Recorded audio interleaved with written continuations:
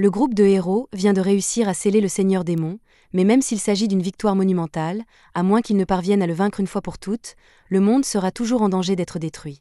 Ils se sentent tous coupables de ne pas avoir pu mener à bien leur mission, mais leur chef leur dit qu'il y a encore de l'espoir car il est certain qu'un jour, dans le futur, un nouveau héros apparaîtra pour perpétuer leur héritage et achever définitivement le Seigneur Démon. Plusieurs années plus tard, le groupe de rang à Thunder Pike est au milieu d'un raid dans un donjon public. Pendant que les deux combattants attaquent, les utilisateurs de magie commencent à lancer leurs sorts, et grâce au buff de Yuka, la supportrice du groupe, ils parviennent à abattre une hydre en un temps record. Individuellement, les membres de Thunder Pike sont déjà très forts, mais lorsqu'ils travaillent ensemble, ils sont presque imbattables, ce qui explique en partie pourquoi ils ont tant de fans.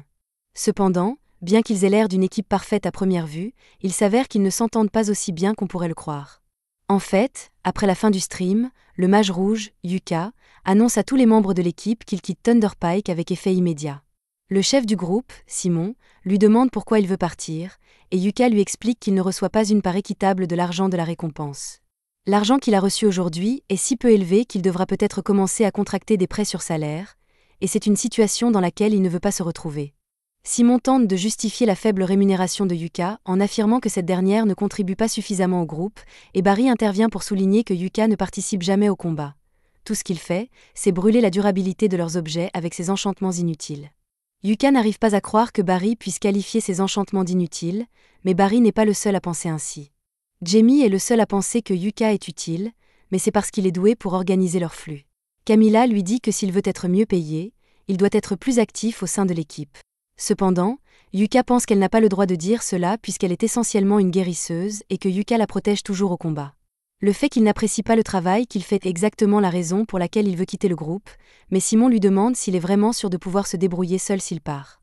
Il dit que la seule raison pour laquelle Yuka est même de rang B est qu'ils sont des amis d'enfance, et que Simon lui a fait une faveur en le laissant rejoindre Thunder Pike, et que même s'il part, ils se débrouilleront très bien sans lui. Puisqu'il pense clairement que Yuka ne mérite pas d'être bien payé, Yuka ne va certainement pas rester dans les parages. Yuka a perdu les 5 dernières années de sa vie à soutenir ce groupe, et il ne serait jamais allé aussi loin sans son aide, mais les autres pensent toujours qu'il est inutile, et il ne leur manquera donc pas du tout. Maintenant que Yuka a officiellement quitté Thunder Pike, il se rend chez la réceptionniste de la guilde pour lui demander s'il y a du travail disponible. Elle est surprise qu'un aventurier aussi célèbre que lui soit à la recherche d'un emploi, alors elle lui demande s'il s'est passé quelque chose avec Thunder Pike, et Yuka explique qu'il a démissionné. La réceptionniste n'a pas l'air surprise, car ce genre de choses arrive souvent, et elle tend à Yuka un formulaire à remplir pour qu'elle puisse lui donner un nouveau groupe. Une fois le formulaire rempli, il le remet à la réceptionniste, mais à ce moment-là, une fille se précipite vers lui pour le serrer dans ses bras. La jeune fille s'appelle Marina, et elle était l'une des élèves de Yuka lorsqu'il donnait les cours préliminaires d'aventurier il y a 6 mois, et Yuka est heureux qu'elle s'en sorte. Elle est curieuse de savoir pourquoi Yuka est ici, alors elle lui demande, et il lui dit qu'il est actuellement à la recherche d'un nouveau groupe depuis qu'il a récemment quitté Thunder Pike. Marina ne le laisse même pas finir sa phrase, car s'il cherche un nouveau groupe, elle aimerait bien avoir son professeur bien-aimé dans le sien. Yuka accepte sa proposition et, quelques minutes plus tard, il est assis avec Marina et le reste des membres de son groupe pour discuter de son adhésion. Silk est ravie que Yuka rejoigne leur groupe, mais elle est surprise qu'un aventurier expérimenté comme lui veuille rejoindre leur groupe de rang D. Yuka est actuellement de rang B, il pourrait donc probablement intégrer un bien meilleur groupe, mais cela ne le dérange pas d'être dans un groupe de rang D, et pour être honnête, il préfère même cela.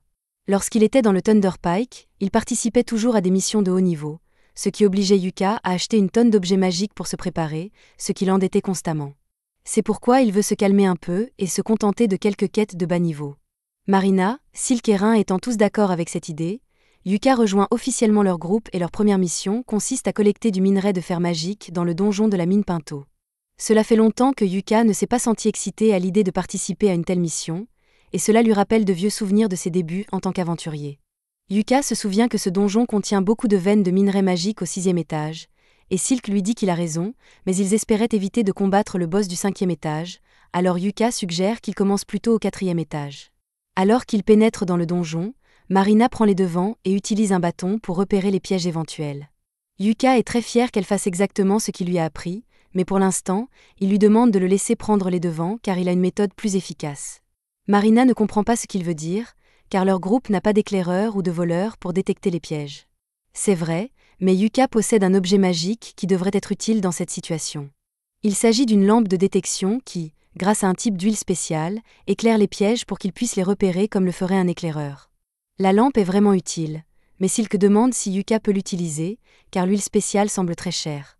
Et oui, c'est normalement le cas, mais Yuka a fabriqué cette huile grâce à son alchimie, elle ne lui a donc pas coûté grand-chose. Le groupe continue à marcher dans le couloir en évitant soigneusement tous les pièges, jusqu'à ce que Yuka arrête tout le monde parce qu'il sent quelque chose devant lui. Il prévient les autres et leur dit qu'ils doivent se préparer à se battre. Ils se précipitent donc tous ensemble et sont confrontés à un groupe de bogles. Silk décide de prendre l'initiative et tire le premier coup pour abattre l'un des bogles. Marina se précipite pour frapper les autres, tandis que Yuka lance des enchantements physiques qui se chevauchent sur elle pour qu'elle puisse mieux se battre, et en même temps, il lance un affaiblissement sur les bogles pour les désorienter. Pendant que les bogles sont désorientés, Marina passe à l'attaque, et d'un seul mouvement fluide, elle parvient à les couper tous les deux en deux, ce qui la surprend elle-même.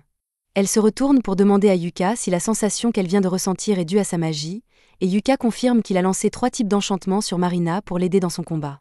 Rin n'arrive pas à croire que Yuka ait pu lancer 3 enchantements en même temps, et qu'il l'ait fait sans incantation, mais Yuka ne trouve pas cela très impressionnant, alors il dit qu'ils devraient continuer à avancer. Alors qu'ils poursuivent leur chemin dans la mine, il demande aux filles quelle est leur routine habituelle pour l'exploration des donjons. Marina explique fièrement qu'elles font toujours une pause après chaque étage et vérifient leur équipement, comme il leur a appris à le faire. Yuka suggère alors qu'elles se reposent un peu avant de continuer. Après leur pause, Marina et les autres vérifient que leur équipement n'est pas endommagé, et tout semble en état de marche, ils sont donc prêts à continuer leur mission et à se rendre à l'étage suivant.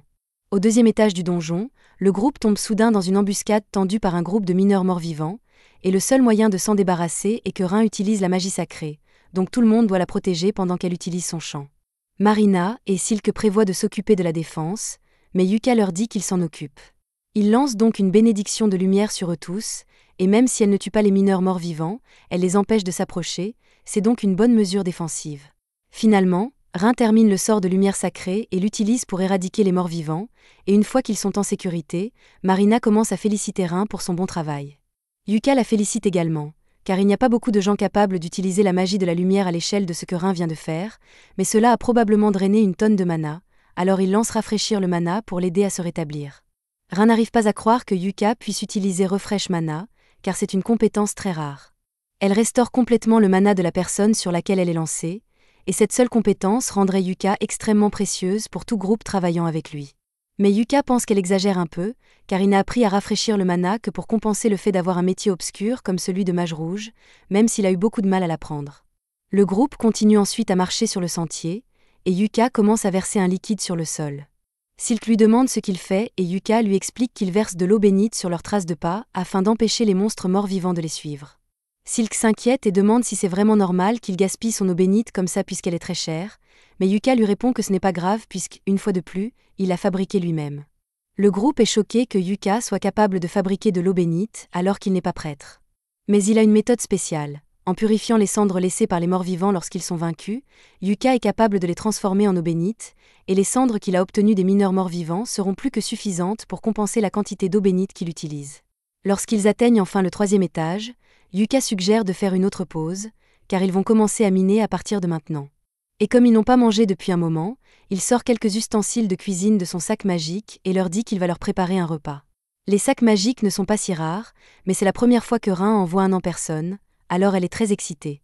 Yuka met des saucisses et des œufs dans une casserole, et pendant que cela cuit, il sort une marmite spéciale. Les filles le regardent taper sur le côté de la marmite, qui se remplit instantanément. Yuka explique que la marmite est un artefact rare qu'il a trouvé dans les ruines d'un palais royal.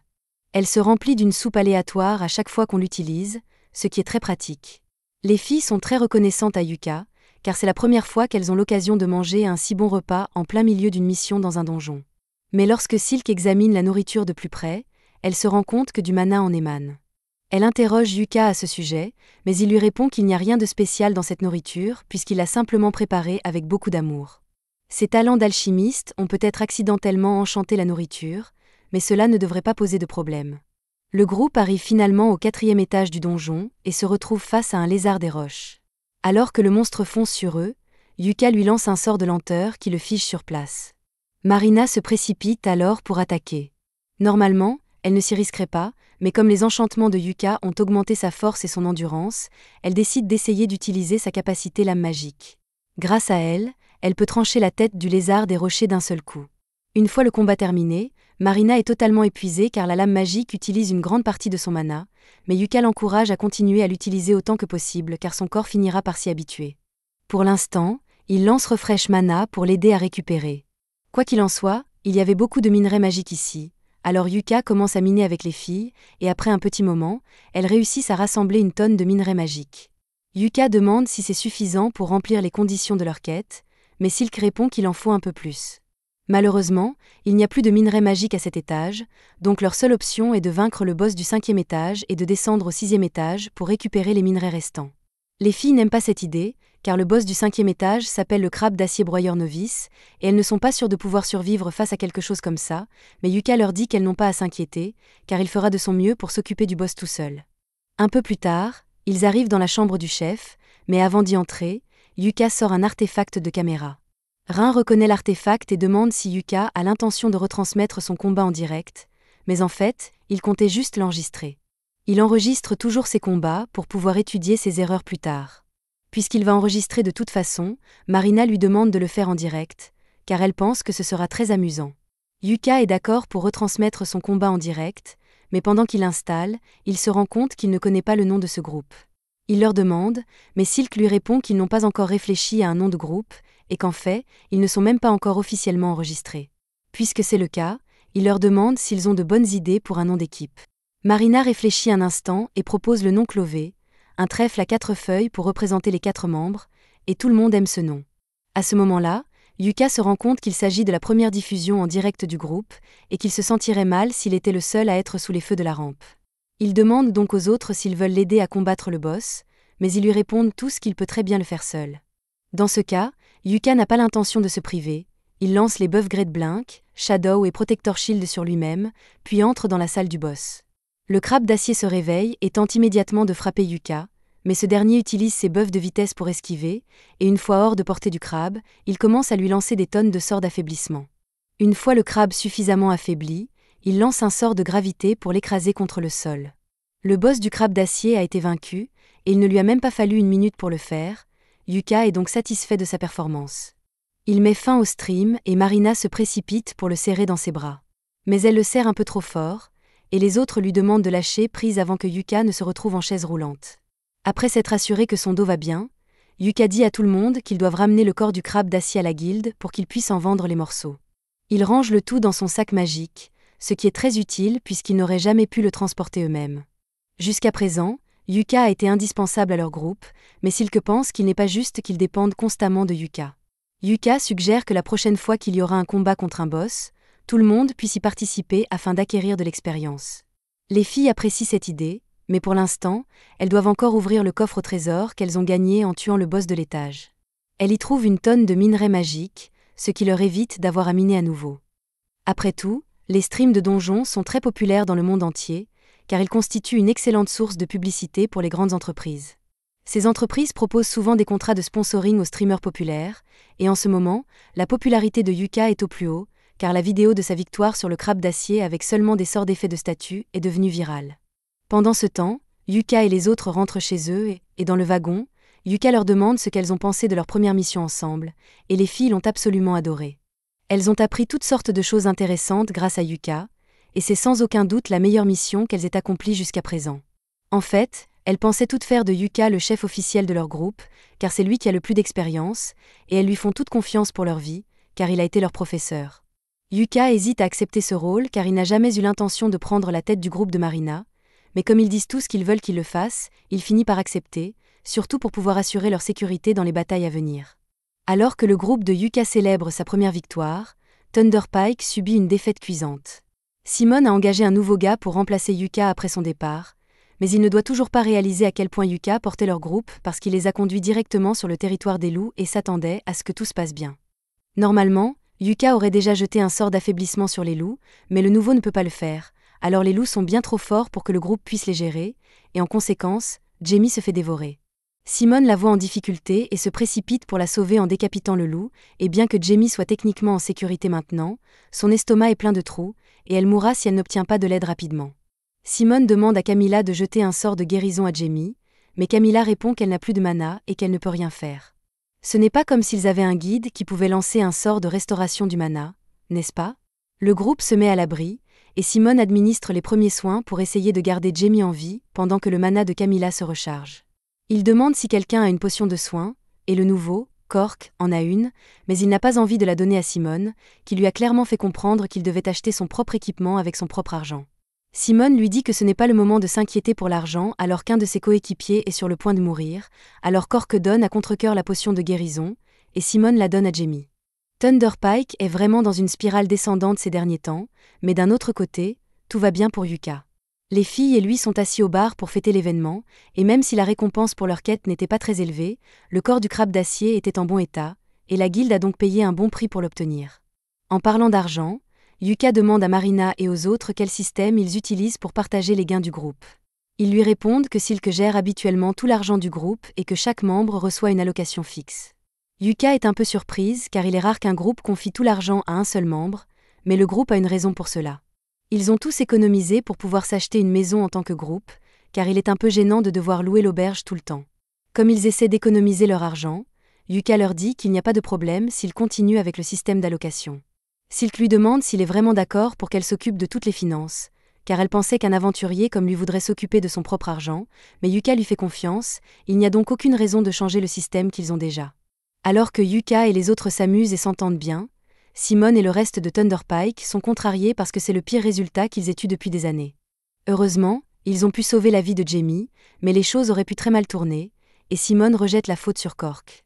Le reste du groupe s'en mêle et commence à traiter Cork d'inutile pour n'avoir pas été capable de les sortir de ce pétrin. Cork ne va pas les laisser le blâmer puisque tout le monde sait que les grands loups traquent leur proie à l'odeur, et qu'il est donc logique d'acheter un bloqueur d'odeur en prévision de la mission.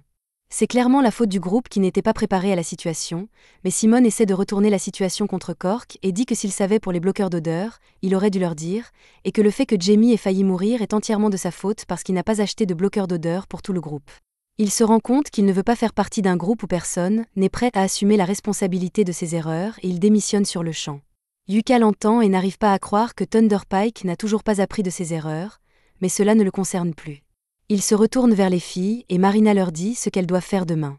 Silk se souvient de ce que Yuka lui a dit un jour, à savoir qu'il est important de prendre un jour de repos après chaque mission, et elle leur propose de le faire.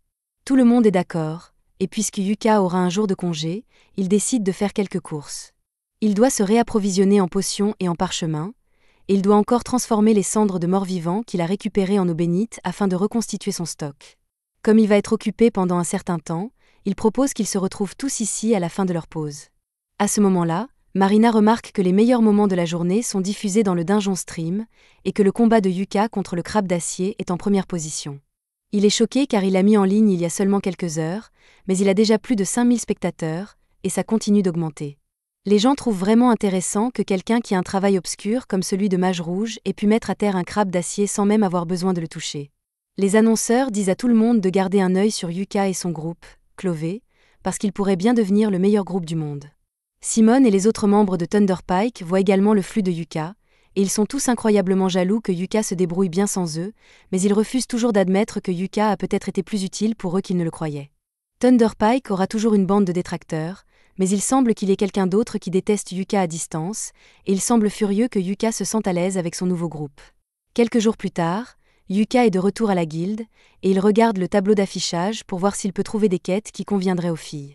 Voyant qu'il a du mal à se décider, la réceptionniste s'approche et lui demande si elle peut l'aider. Yuka lui demande s'il existe des quêtes assez faciles pour un groupe de novices, mais qui rapportent une somme d'argent décente. La réceptionniste lui répond qu'il est un peu trop optimiste. Il ne trouvera jamais de quête parfaite, mais compte tenu des circonstances, elle lui indique une quête de rang, c'est qui consiste à aller chercher des pierres magiques dans la forêt d'Ordon. Yuka pense que cela pourrait fonctionner, mais il est un peu curieux de savoir pourquoi la quête est de rang, c'est alors qu'aller chercher des pierres magiques n'est généralement que de rang D. La réceptionniste explique qu'une grande bête magique a été aperçue près de la forêt, et que cette quête est donc un peu plus dangereuse que la normale. Marina entre alors dans la guilde, et dès qu'elle entend le mot « quête », elle crie immédiatement que leur groupe va l'accepter. Yuka lui demande de le laisser finir ses explications avant d'accepter la quête, mais Marina dit qu'elle n'a pas besoin de connaître les détails car, si Yuka pense qu'ils peuvent s'en charger, alors elle est sûre qu'ils seront capables de le faire. Ce ne devrait pas être trop difficile puisqu'elle et les autres ont déjà fait une quête dans cette forêt, bien qu'elles ne comprennent pas pourquoi cette quête serait de rang C alors que toutes les autres quêtes sont de rang D. C'est alors que Yuka intervient et dit que la quête Endurance c'est parce qu'une bête magique vit quelque part dans cette forêt. En entendant qu'il y a une bête magique dans la forêt, les filles se demandent si c'est une bonne idée de faire cette quête, mais elles décident finalement de la faire quand même, car si Yuka est avec elles sont sûres que tout se passera bien à la fin. Dans ce cas, Yuka leur dit de préparer leurs affaires et de le retrouver 1 heure plus tard devant la diligence pour qu'ils puissent se rendre dans la forêt. À ce moment-là, la réceptionniste revient avec le reçu de la quête, et tout cela semble un peu trop commode. Alors il demande à la réceptionniste si elle a planifié les choses pour qu'elle se termine ainsi, et elle ne nie pas avoir un rôle à jouer dans tout cela. Le stream que Yuka a fait hier lui a valu plus de 10 000 fans, et tous sont impatients de voir le prochain stream de Yuka. Yuka est un peu gêné, car il n'avait pas réalisé que son stream lui vaudrait autant d'attention. Il ne voit aucun inconvénient à continuer à diffuser ses combats, car cela attire l'attention sur les filles, et si elles parviennent à trouver cette bête magique, le fait de la voir en vidéo serait une bonne chose pour les archives de la guilde. Pendant que Yuka parle de tout cela, l'homme de tout à l'heure devient de plus en plus furieux. Alors que Yuka quitte la guilde, il le suit.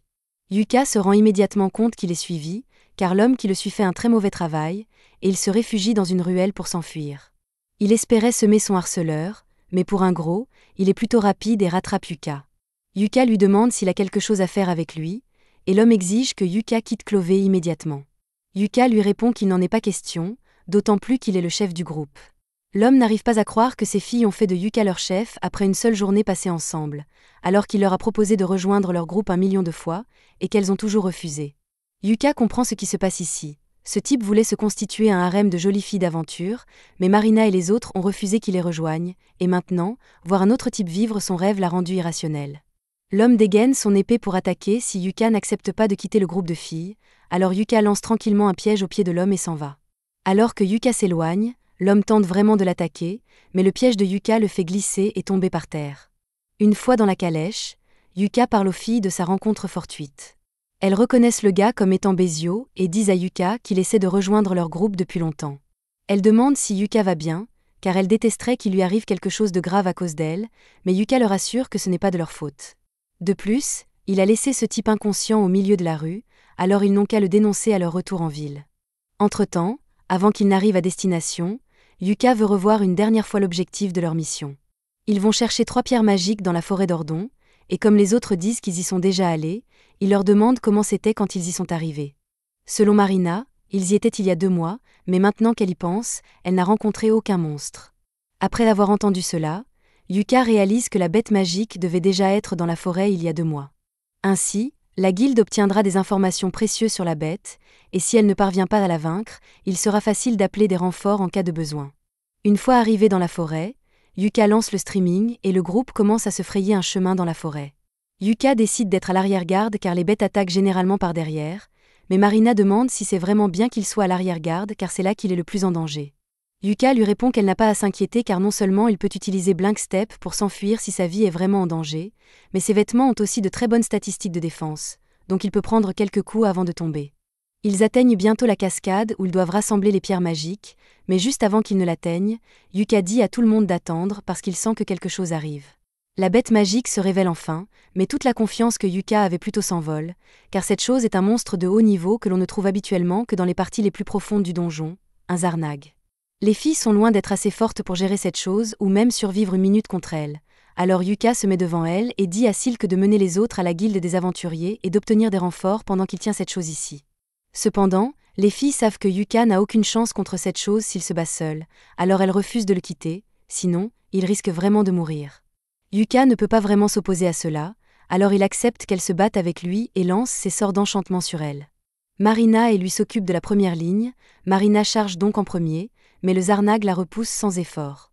Yuka tente d'utiliser ses effets de statut superposés sur le Zarnag, mais bien qu'il l'affaiblisse, il ne lui inflige pas beaucoup de dégâts, si bien qu'il n'a plus beaucoup d'options pour le moment.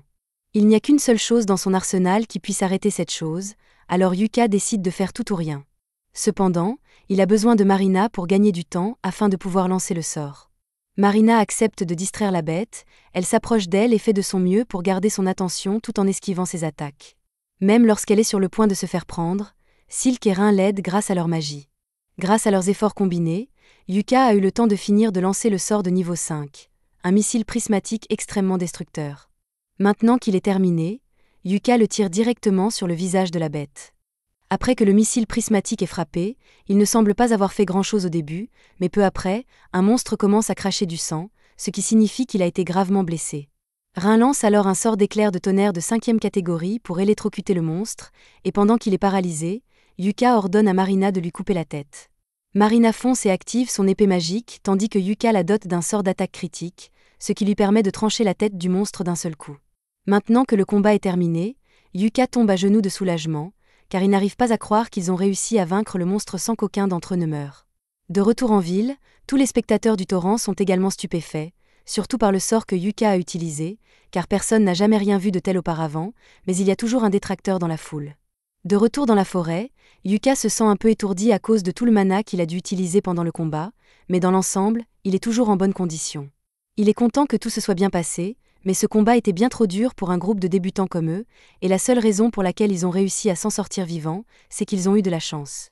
Il dit aux filles qu'il va les gronder plus tard à cause de leur comportement imprudent, mais les filles pensent que Yuka est tout aussi imprudent qu'elle parce qu'il s'est lancé seul dans la bataille, s'attendant totalement à se faire tuer, et c'est un comportement inacceptable. Yuka ne peut pas nier qu'il était prêt à se sacrifier, alors il fait un compromis et dit qu'ils pourront tous parler de leurs griefs plus tard. Pour l'instant, ils devraient probablement se laver car ils sont tous couverts de sueur, et Marina est couverte de sang de Zarnag. Pendant que les filles se baignent dans la rivière, Yuka commence à installer le camp, ce qui lui rappelle de bons souvenirs d'il y a 6 mois. À l'époque, Yuka était chargé d'entraîner l'équipe de Marina, et il était impressionné par la façon dont les filles s'adaptaient au travail d'aventurier, mais il y avait quelques points à améliorer. Marina était un peu maladroite, Silk était trop prudente et Rin était vraiment timide.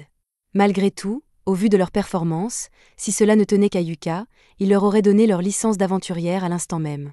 Plus tard dans la nuit, les filles avaient monté leur tente, préparé du bois de chauffage et mis en place des alarmes en cas d'attaque de monstres. En les regardant travailler, Yuka éprouvait un sentiment de fierté, car il savait qu'elles deviendraient de grandes aventurières à l'avenir, mais il n'aurait jamais pu imaginer qu'ils finiraient par rejoindre leur groupe. Quelques jours plus tard, le groupe est de retour à la guilde, et il semble qu'ils aient été convoqués pour rencontrer le maître de la guilde, ce qui rend les filles un peu nerveuses. Elles demandent à Yuka si cela signifie qu'elles ont des ennuis, mais il pense que cette réunion concerne probablement le Zarnag qu'elles ont vaincu. Une telle mission aurait dû être classée au rang B, mais pour une raison ou une autre, elle a été classée au rang D. Une enquête s'impose donc. C'est alors que le maître de guilde Benwood entre, et les filles sont tellement intimidées par sa présence qu'elles se mettent immédiatement au garde à vous. Il s'approche de Yuka et lui demande de s'expliquer, mais Yuka n'a rien fait de mal et dit à Benwood qu'il a déjà fourni toutes les informations pertinentes dans le rapport qu'il a rédigé pour la guilde. Benwood ne se contente pas d'un rapport objectif, il exige une explication détaillée.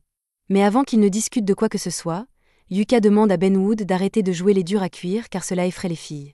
Marina tente d'empêcher Yuka de parler au maître de la guilde avec autant de désinvolture, car il s'agit d'une personne très puissante, mais le maître de la guilde respecte beaucoup Yuka, et il n'y a donc pas besoin de formalité entre eux.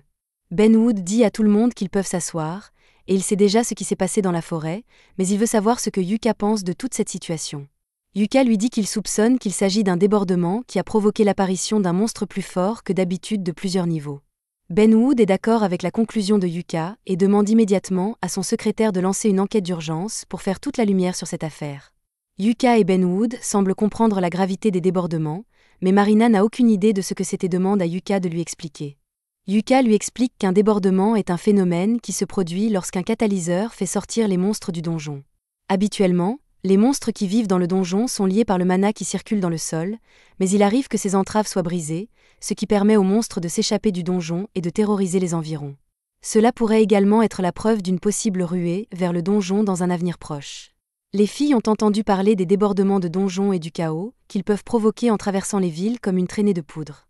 Si des monstres aussi puissants que ce Zarnag apparaissent déjà, elles n'ont plus beaucoup de temps devant elles.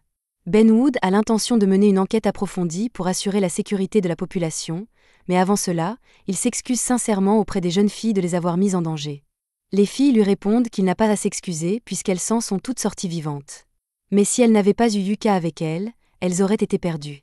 Cela dit, même si Yuka a fait le plus gros du travail, la retransmission en direct a prouvé que les filles sont de bonnes combattantes. Pour les récompenser d'avoir si bien combattu Zarnag, Benwood a l'intention de toutes les promouvoir au rang C, bien que cette promotion dépende de l'aide de Yuka, qui est de rang A. Yuka ne comprend pas de quoi Benwood parle puisqu'il n'est que de rang B, mais c'est alors que Benwood l'informe qu'il va lui aussi être promu. Tous ceux qui ont regardé la retransmission en direct ont vu le sort de missile prismatique de haut niveau utilisé sur le Zarnag. Il est donc évident que Yuka mérite une promotion, et à partir d'aujourd'hui, il sera désormais un aventurier de rang A. Yuka et les filles descendent ensuite prendre un verre et se féliciter mutuellement de leur promotion. Alors qu'elles sont toutes ensemble, Yuka sort le sac de pièces qu'il a reçu en récompense de leur quête et le donne à Silk pour qu'elle le compte. Silk ouvre le sac et est choquée car elle n'a jamais vu autant de pièces d'or au même endroit. Yuka explique que même si la quête était à l'origine de rang D, en raison de sa difficulté, elle a été traitée comme une quête de rang B, ce qui fait que le gain est beaucoup plus élevé qu'il ne l'aurait été autrement. Silk pose toutes les pièces sur la table pour pouvoir commencer à compter, mais elle remarque alors un morceau de papier au fond du sac, sur lequel figure le nom de Yuka, alors elle le lui donne. Yuka l'ouvre, et il s'avère que c'est un mot de Ben Wood s'excusant pour tout ce que Yuka a dû endurer, et il y a aussi une pièce de platine à l'intérieur comme petit bonus pour Yuka. Les pièces de platine sont très précieuses. Alors Yuka les ajoute au fond du groupe, et après que Silk ait fini de tout compter, elle dit à tout le monde qu'ils ont assez d'argent pour acheter une maison maintenant. Marina est tellement excitée qu'elle se lève et renverse accidentellement les pièces. Silk est également heureuse d'avoir atteint son objectif financier, mais elle se sent un peu mal à l'aise car la seule raison pour laquelle ils ont obtenu autant d'argent, c'est grâce à Yuka. Bien que ce soit vrai, Yuka dit à Silk qu'elle n'a pas à penser à cela. Ils ont fait de lui le chef de Clové, et il est naturel pour un chef de faire tout ce qu'il faut pour aider le groupe.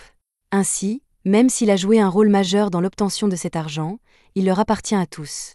Le groupe continue de faire la fête jusque tard dans la nuit et, à un moment donné, Rin demande à Yuka s'il a un rêve à réaliser.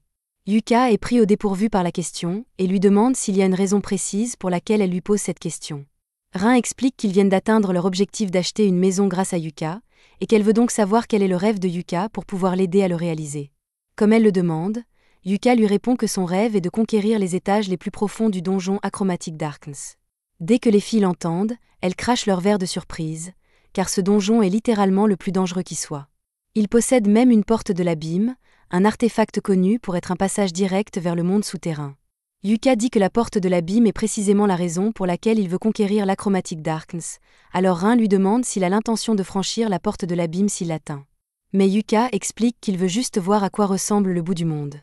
Un de ses oncles s'est attaqué au donjon et a essayé d'atteindre la porte, et bien qu'il n'ait pas réussi, Yuka a entendu l'histoire tellement de fois quand il était enfant qu'il a décidé de l'essayer lui-même.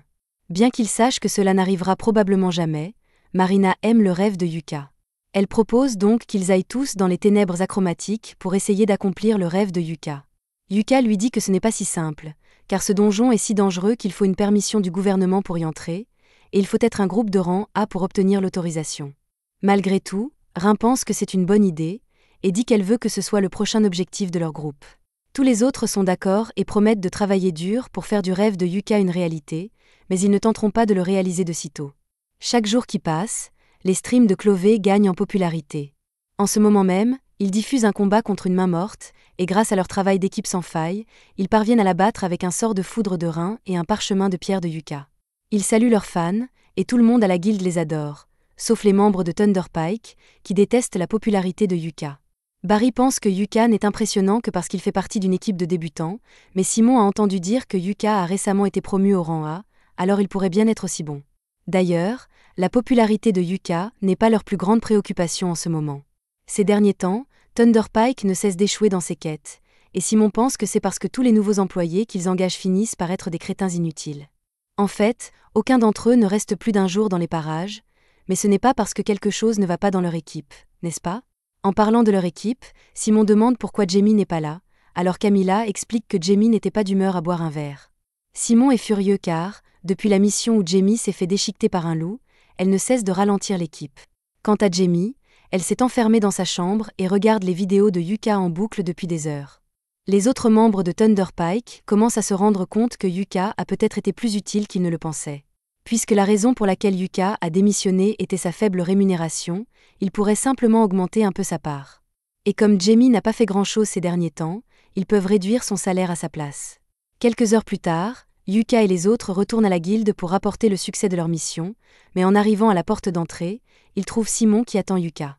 Yuka est un peu fâché de revoir Simon, il dit donc aux filles d'entrer sans lui, puis il demande à Simon ce qu'il veut. Simon va droit au but et dit qu'il accorde à Yuka l'honneur de rejoindre Thunder Pike. Yuka n'arrive pas à croire ce qui vient de sortir de la bouche de Simon, mais ce dernier essaie de le convaincre en lui rappelant que son rêve de voir la porte de l'abîme ne peut se réaliser que s'il fait partie d'un groupe de rang A comme Thunderpike. De plus, depuis que Yuka a quitté Thunderpike, ils ont du mal à terminer les quêtes, alors Simon dit que c'est la responsabilité de Yuka de revenir et d'arranger les choses. Yuka écoute tout ce que Simon a à dire, mais c'est dommage qu'il s'en moque. Bien que Simon et lui aient été des amis d'enfance, cela ne signifie rien après tout le manque de respect que Simon lui a témoigné, et Yuka ne veut plus jamais avoir affaire à lui. Il entre alors dans la maison, laissant Simon réfléchir aux conséquences de ses actes. Pendant ce temps, Bézio observe tout ce qui se passe et semble avoir une idée sinistre en tête.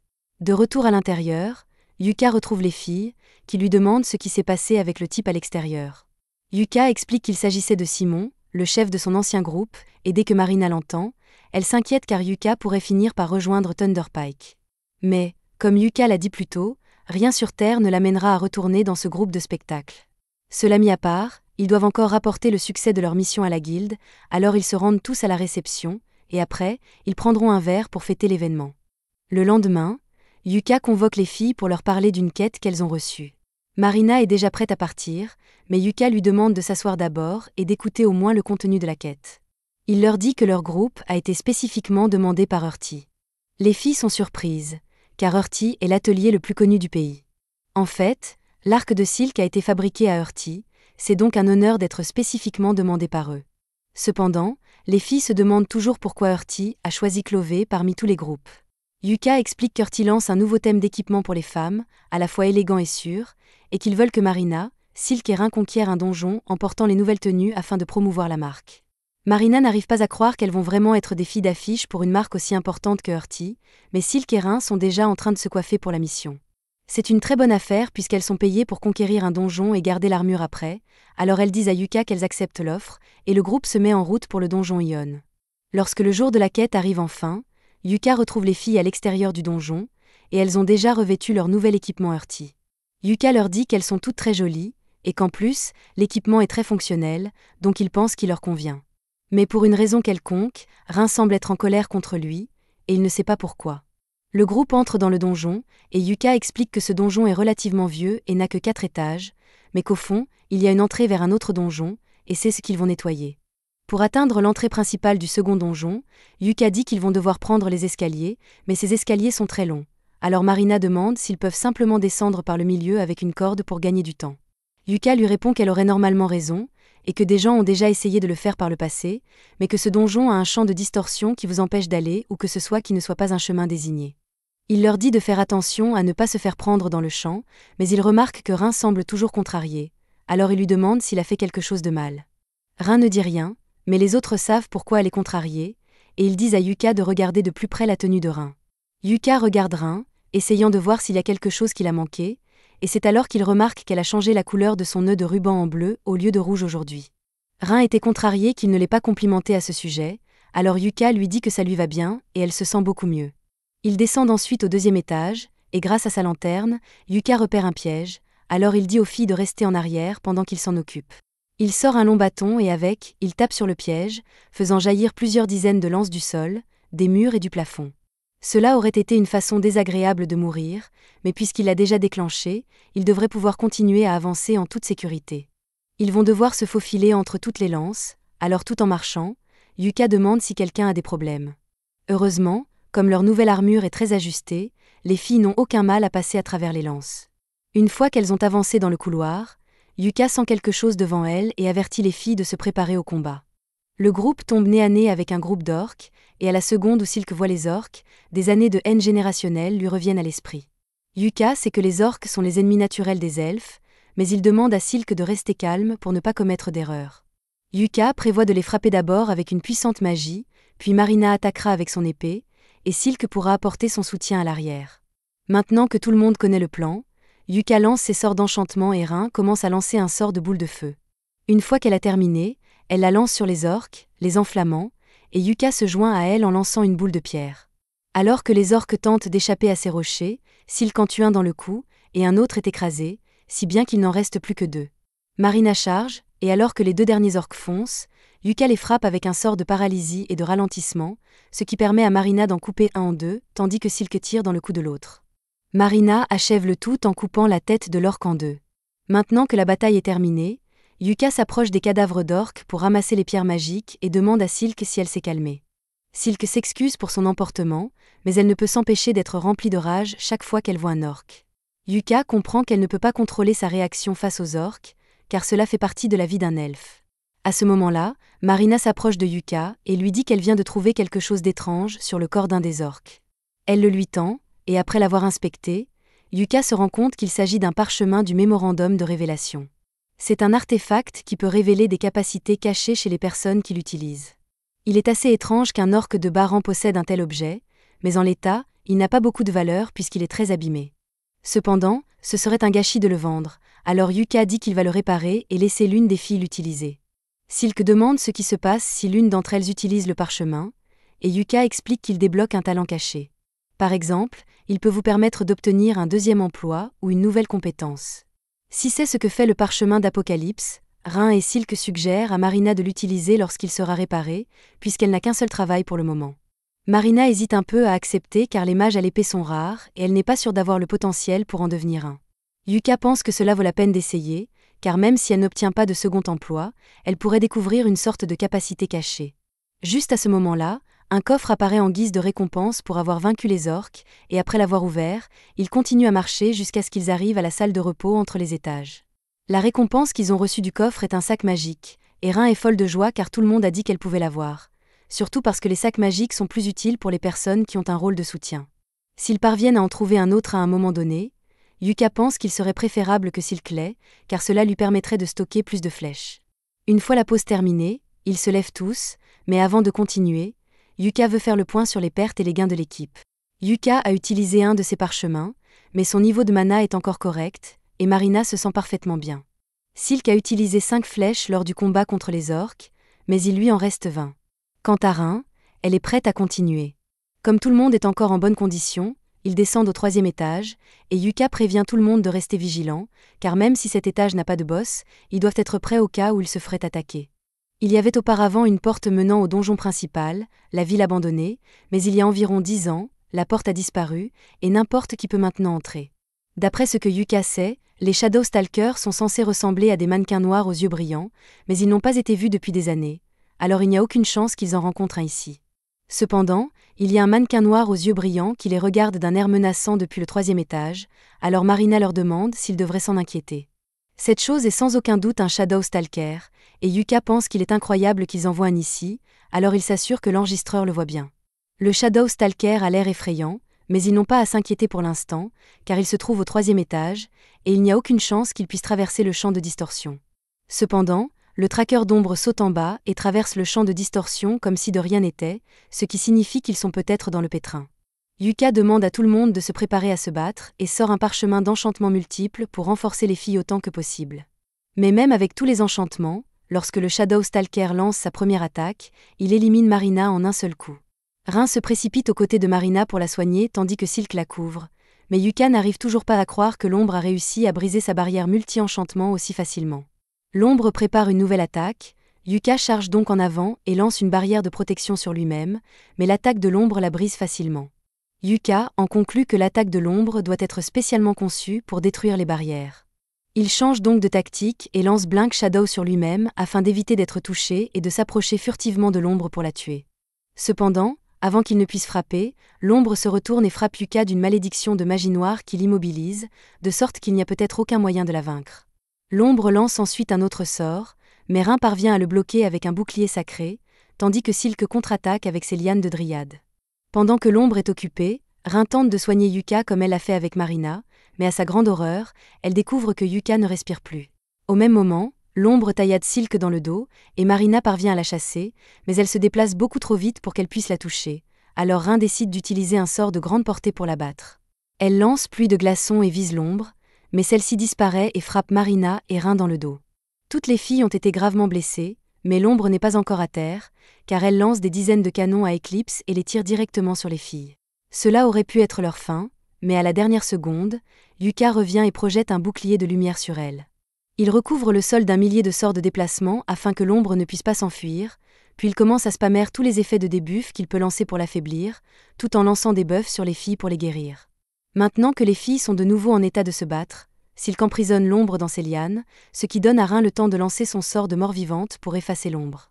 La bataille est enfin terminée, et Marina est si heureuse que Yuka soit encore en vie qu'elle lui fait un gros câlin, mais Yuka lui dit que son câlin le rapproche dangereusement de la mort. Une fois que Marina l'a lâché, Yuka la remercie car si elle n'avait pas repéré le Shadow Stalker au moment où elle l'a fait, il aurait pu les attaquer par surprise, ce qui aurait été une condamnation à mort garantie pour eux. Il demande ensuite à Rin ce qu'elle pense de l'ombre, qui lui répond qu'il s'agit d'un mort-vivant, mais que son mana est en désordre, ce qui donne l'impression que l'existence de l'ombre n'aurait pas dû être possible. De plus, elle n'aurait pas dû pouvoir traverser le champ de distorsion, donc selon toute vraisemblance, elle doit être le résultat d'un débordement du donjon. Silk demande à Yuka ce qu'il pense qu'ils devraient faire, et comme ils sont déjà à l'étage inférieur, il suggère qu'ils devraient au moins terminer leur quête avant de remonter. Dans ce cas, Marina demande s'il devrait informer tout le monde de la présence du Shadow Stalker avec un flux, mais Yuka préfère ne pas le faire car il porte la ligne d'équipement inédite Dirty, et il ne veut donc pas la montrer au public sans la permission de la société. Yuka suggère de terminer la quête rapidement afin de pouvoir sortir d'ici, alors il continue d'avancer et se dirige vers le couloir. Là, il trouve la porte qui mène à la ville abandonnée, et selon les légendes, des gens y ont vécu autrefois. Cependant, leur quête ne leur demande que de se rendre jusqu'à la porte, pas d'y entrer, alors une fois qu'ils l'ont touchée, ils font demi-tour et retournent à la surface. Après son retour, Yuka fait son rapport à la guilde et retrouve les filles qui l'attendaient à l'extérieur. Silk lui demande comment ça s'est passé, et Yuka lui dit qu'il a remis les images qu'ils ont enregistrées et qu'il a parlé à la guilde du traqueur de l'ombre. La guilde voudra probablement les interroger à ce sujet plus tard, alors Yuka suggère qu'elle prenne les 2 prochains jours de congé et qu'elle reste à Qualto. Marina apprécie cette idée et demande à Yuka s'il aimerait sortir avec eux tous. Silk ne connaît pas bien la ville, elle espérait donc que Yuka lui ferait visiter les lieux, et Rin veut voir tous les artefacts que la ville a à offrir. Yuka ne voit aucune raison de rejeter leur offre et accepte donc de sortir avec elle. Thunderpike continue à partir en aventure pour essayer de maintenir leur statut de groupe de rang A, mais Barry n'arrête pas de se plaindre de leur ration, car ils avaient toujours de la bonne nourriture grâce à Yuka quand il était avec eux. Simone lui dit que ça ne sert à rien de se plaindre maintenant, alors il propose de continuer et demande à tout le monde s'ils ont encore assez de mana et de potions. Barry lui répond qu'il n'a acheté aucune potion, car pourquoi gaspiller son argent en potions de soins alors que Camilla peut le guérir ? Mais Camilla n'a pas un mana infini, tu sais. Simone leur dit d'arrêter de se disputer et demande à Jamie de mettre en route leur stream pour qu'ils puissent continuer pendant qu'elle s'en occupe. Barry commence à l'insulter, la traitant de faible et d'inutile sans raison, et les autres se joignent à lui. Ils sont dans une spirale incontrôlable ces derniers temps, et comme Yuka n'est plus là pour qu'ils lui reprochent leurs problèmes, ils ont commencé à s'en prendre à Jamie, et elle ne peut rien y faire. Bien que cette mission ait été un nouvel échec, à leur retour à la guilde, Mamar leur dit que s'ils continuent à échouer ainsi, ils risquent d'être rétrogradés. Elle suggère à Simon que son groupe ferait mieux d'accepter des quêtes un peu plus faciles pour pouvoir les terminer cette fois, et personnellement, elle leur conseille de viser des quêtes de rang C la prochaine fois. Simone est outrée qu'elle ose dire une telle chose à un aventurier de rang A, mais elle lui répond qu'il n'a pas produit de résultats dignes de ce rang, donc il n'aura pas de traitement spécial. Simon essaie une fois de plus de rejeter la faute sur les autres et dit que c'est la faute de la guilde de ne pas leur avoir présenté quelqu'un qu'ils pourraient manipuler pour faire le travail à leur place, mais Mamar se moque de ses excuses et le renvoie. N'ayant rien d'autre à faire, Thunderpike s'assoit à une table pour ruminer, mais Jamie s'assoit à une table séparée car elle ne s'entend plus très bien avec les autres. Barry est toujours en colère que Mamar ait osé les menacer de rétrogradation, mais Simon le calme en disant que Mamar a raison. Ils ne performent plus comme avant, donc peut-être que les missions de rang A sont trop pour eux en ce moment avec seulement 4 membres. Cependant, si Simone pense que l'absence d'un 5e membre est un problème, Camilla lui dit de se dépêcher de trouver un nouveau membre pour leur groupe, car c'est son travail en tant que leader. Simon sait que Camilla a raison, mais même s'il trouve quelqu'un, il n'y a aucune chance qu'il trouve quelqu'un d'aussi bon que Yuka. Barry lui demande alors s'il ne pourrait pas simplement ramener Yuka dans Thunderpike. Mais Simon a déjà essayé, et Yuka a refusé. Donc, s'il veut ramener Yuka, il va devoir faire quelque chose pour le convaincre d'oublier les années de manipulation qu'il a subies. C'est pourquoi Simone suggère qu'il prenne une mission dans le donjon des ténèbres achromatiques, car cela a toujours été le rêve de Yuka de le conquérir, lui qui voulait trouver une porte des abysses. Simon pense qu'il pourrait attirer Yuka en prétendant qu'ils veulent explorer le donjon, car seuls les groupes de rang y ont accès, et Yuka ne pourrait pas le faire avec les nouvelles filles de son groupe. Barry trouve que c'est une excellente idée, alors il accepte le plan de Simon, et Jamie se demande juste comment elle a fini par être coincée avec une bande d'idiots comme eux. Pendant ce temps, Yuka et les filles se promènent en ville, et en marchant vers leur destination, Yuka leur dit qu'il a entendu dire que le donjon d'Ion était temporairement fermé pour une enquête, ce qui n'est pas surprenant car un traqueur des ombres y est apparu pour la première fois depuis 10 ans. En continuant leur chemin, Ils finissent par trouver l'homme qu'ils sont venus rencontrer, et ils les emmènent inspecter une maison qu'ils envisagent d'acheter. Monday leur fait visiter, et la maison semble plutôt bien, mais Yuka ne pense pas qu'elle leur convienne, car les maisons de plain-pied sont des cibles faciles pour les cambrioleurs. Il est difficile d'empêcher les gens de regarder par les fenêtres, ce qui pose un problème de confidentialité, surtout si les filles vont vivre ici. Dans ce cas, Monday propose de leur montrer une autre propriété et les emmène à une deuxième maison. Celle-ci a été récemment rénovée en maison familiale, avec des chambres privées à l'étage, un espace de stockage souterrain et un accès au toit. Marina trouve cet endroit génial, et Yuka l'aime bien aussi, mais il n'a pas encore pris de décision, alors il demande à Monday s'il peut mettre cette maison en attente pendant un moment. Monday accepte de la laisser sur le marché au cas où Yuka déciderait de l'acheter, mais pour l'instant, il a une dernière propriété à leur montrer. Yuka et les autres le suivent jusqu'à la prochaine maison, mais en marchant, Yuka commence à se sentir mal à l'aise. Rin remarque cela et lui demande si quelque chose ne va pas. Yuka lui répond que ce n'est pas grave, mais que la base de Thunder Pike est près d'ici, donc il craint de les croiser. Dès que les filles entendent cela, elles disent à Monday qu'elles ne veulent pas voir la dernière maison. Elles ne veulent pas risquer de vivre dans le même quartier que Thunder Pike, même si c'était un manoir de 7 étages, elles n'en veulent pas. Marina suggère qu'ils achètent simplement la dernière maison qu'ils ont vue, car elle était plutôt bien, et Yuka est d'accord. Le même jour, ils déménagent toutes leurs affaires dans la nouvelle maison. Yuka propose d'aider les filles à ranger leurs affaires et leur demande si elles ont choisi leur chambre, mais elles attendaient en fait que Yuka choisisse la sienne en premier. Yuka est surpris et leur demande si elles veulent vraiment qu'ils vivent avec elles, et c'est exactement ce qu'elles veulent, car cette maison est censée être une base pour le groupe, et c'est grâce à Yuka qu'ils ont pu se l'offrir, donc bien sûr, elles veulent qu'ils vivent avec elles. Yuka hésite à vivre sous le même toit que les filles, mais Marina lui rappelle que lorsqu'ils campent pendant leurs aventures, Yuka n'a aucun problème à dormir à côté d'elle, donc cela ne devrait pas être différent. Il est difficile de contredire cette logique, alors Yuka accepte de s'installer, mais il établit quelques règles. Il dit aux filles de garder à l'esprit qu'il est un homme, donc elles doivent verrouiller leurs portes quand elles changent de vêtements ou autre. Il ne veut vraiment pas se retrouver dans des situations embarrassantes, et tant qu'ils respectent tous leur vie privée, il ne devrait pas y avoir de problème. Cela réglé, ils s'assoient à table pour manger et trinquer à leur avenir en tant que Clové. Cependant, Yuka remarque que Rin est un peu distraite. Alors il regarde la télévision et, à sa grande surprise, il voit un reportage sur un groupe qui s'attaque au donjon des ténèbres achromatiques. Le présentateur explique que Thunder Pike a reçu l'autorisation de la guilde pour mener une enquête dans le donjon achromatique et qu'ils se sont apparemment associés à un autre groupe dans le but d'atteindre la porte des abysses. Entendre que Thunder Pike poursuit son rêve est un véritable coup dur pour Yuka, et les filles pensent qu'il doit être très contrarié, mais il dit qu'il va bien. Après tout, ce n'est pas une course, et s'il doit affronter le donjon achromatique, il veut le faire avec Clové, et il se moque que Thunder Pike veuille le faire avant lui. Il veut simplement les oublier et continuer son repas, mais il reçoit ensuite un courrier de la guilde lui disant qu'il est convoqué. Lui et Rin se rendent à la guilde pour voir de quoi il s'agit, et on leur informe que le groupe a spécifiquement demandé l'aide de Yuka pour une mission à venir. Yuka est d'abord curieux, mais quand il voit que la demande vient de Thunder Pike, il refuse immédiatement et continue sa journée. Cependant, quelques minutes plus tard, Simon est informé que Yuka a refusé la demande, alors il se met en quête de Yuka pour exiger une explication. Yuka s'attendait à ce que cela arrive, alors il se tourne vers Simon, qui lui demande pourquoi il a refusé. Yuka lui répond qu'il n'y a pas de raison particulière. Il ne veut tout simplement pas travailler avec Thunder Pike, peu importe les circonstances, même si c'est pour son rêve. Il est honnêtement surpris que Simon se souvienne que son rêve était de trouver une porte des abysses, mais il n'a pas l'intention de s'impliquer, alors il souhaite bonne chance à Simon pour sa mission.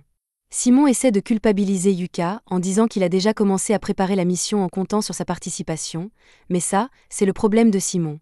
Alors pourquoi devrait-il s'en soucier ? Il était très impoli d'envoyer une demande à quelqu'un qui fait déjà partie d'un groupe actif, et tant que c'est une demande, Yuka a parfaitement le droit de refuser pour n'importe quelle raison. Simon se met en colère et dit à Yuka qu'il a tort d'avoir abandonné Thunder Pike, mais Yuka en a assez et lui crie que c'est Simon qui a tort. Quand Yuka était dans Thunder Pike, tout, des préparatifs avant les quêtes aux recherches et à la collecte d'informations, reposait sur ses épaules, et Simon n'a jamais montré de gratitude pour tout le travail qu'il a accompli. Simon n'a fait que l'utiliser, donc pour Yuka, ils ne sont plus amis. Simon est stupéfait et demande à Yuka ce qu'il est censé faire maintenant, car si Thunder Pike échoue encore une fois, ils seront rétrogradés. Ce n'est pas le problème de Yuka, alors il prend la main de Rin et s'en va. 2 semaines plus tard, Yuka rencontre le maître de la guilde et reçoit de mauvaises nouvelles. Il semble qu'un débordement de donjons soit en train de se produire, car en plus de ce qui est arrivé au groupe de Yuka à Ion, plusieurs autres incidents ont eu lieu dans le pays. Compte tenu des circonstances, l'Académie royale ne pouvait pas nier la possibilité d'un déferlement de donjons, ce qui explique probablement pourquoi ils ont donné à Thunderpike l'autorisation d'enquêter sur le donjon des ténèbres achromatiques. Cela dit, Ben Wood veut nommer Yuka et le reste de Clové pour une mission d'enquête dans ce donjon. Yuka lui dit immédiatement qu'il ne peut pas accepter la quête, car un groupe de rancés comme Clové ne peut pas faire un travail pareil. De plus, même si Thunderpike n'est pas fiable, il y a d'autres groupes de rangs à impliquer dans l'enquête sur le donjon achromatique. Cependant, Ben Wood lui dit que les autres groupes en ont assez des manigances de Thunderpike et se sont retirés de la mission. En fait, il semble que Thunderpike n'ait jamais vraiment eu l'intention de participer, car ils n'ont même pas soumis de demande officielle pour la mission. Ben Wood sort alors un registre et le montre à Yuka, mais Yuka sait déjà ce que c'est, car c'est le seul journal de conquête de la dernière mission dans le donjon achromatique, et il contient la preuve que la porte des abysses existe.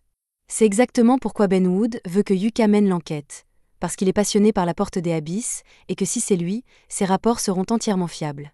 Il ne demande pas à Yuka de conquérir tout le donjon, il veut juste qu'il y jette un coup d'œil.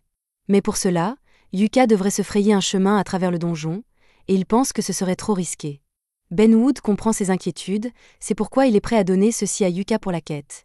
Un parchemin de sortie, qui lui permettra de quitter le donjon instantanément quand il le voudra. Ben Wood demande donc à Yuka de reconsidérer sa décision. C'est alors que Mama rentre et remet à Yuka le formulaire de demande officielle pour cette mission, qui stipule qu'il rejoindra un groupe appelé King of Wellmelia, et que son groupe obtiendra un statut provisoire pour la durée de la mission. Cela commence à ressembler à quelque chose de très sérieux, alors Yuka dit qu'il doit en parler avec les membres de son groupe avant de prendre une décision. De retour à la maison, Yuka explique la demande aux filles et leur dit qu'il pense en réalité refuser. Les filles sont surprises qu'il rejette une telle opportunité, et Yuka comprend que participer serait un énorme coup de pouce pour leur groupe, mais ils ne pensent pas qu'ils soient prêts. Il leur manque encore beaucoup d'expérience et de préparation, mais même s'ils ne peuvent pas faire grand-chose pour leur manque d'expérience, Silk dit à Yuka qu'ils peuvent encore faire les préparatifs nécessaires avant le début de la mission. Rin demande à Yuka s'il a peur pour une raison quelconque, et Yuka n'y avait pas pensé jusqu'à maintenant, mais il a vraiment peur.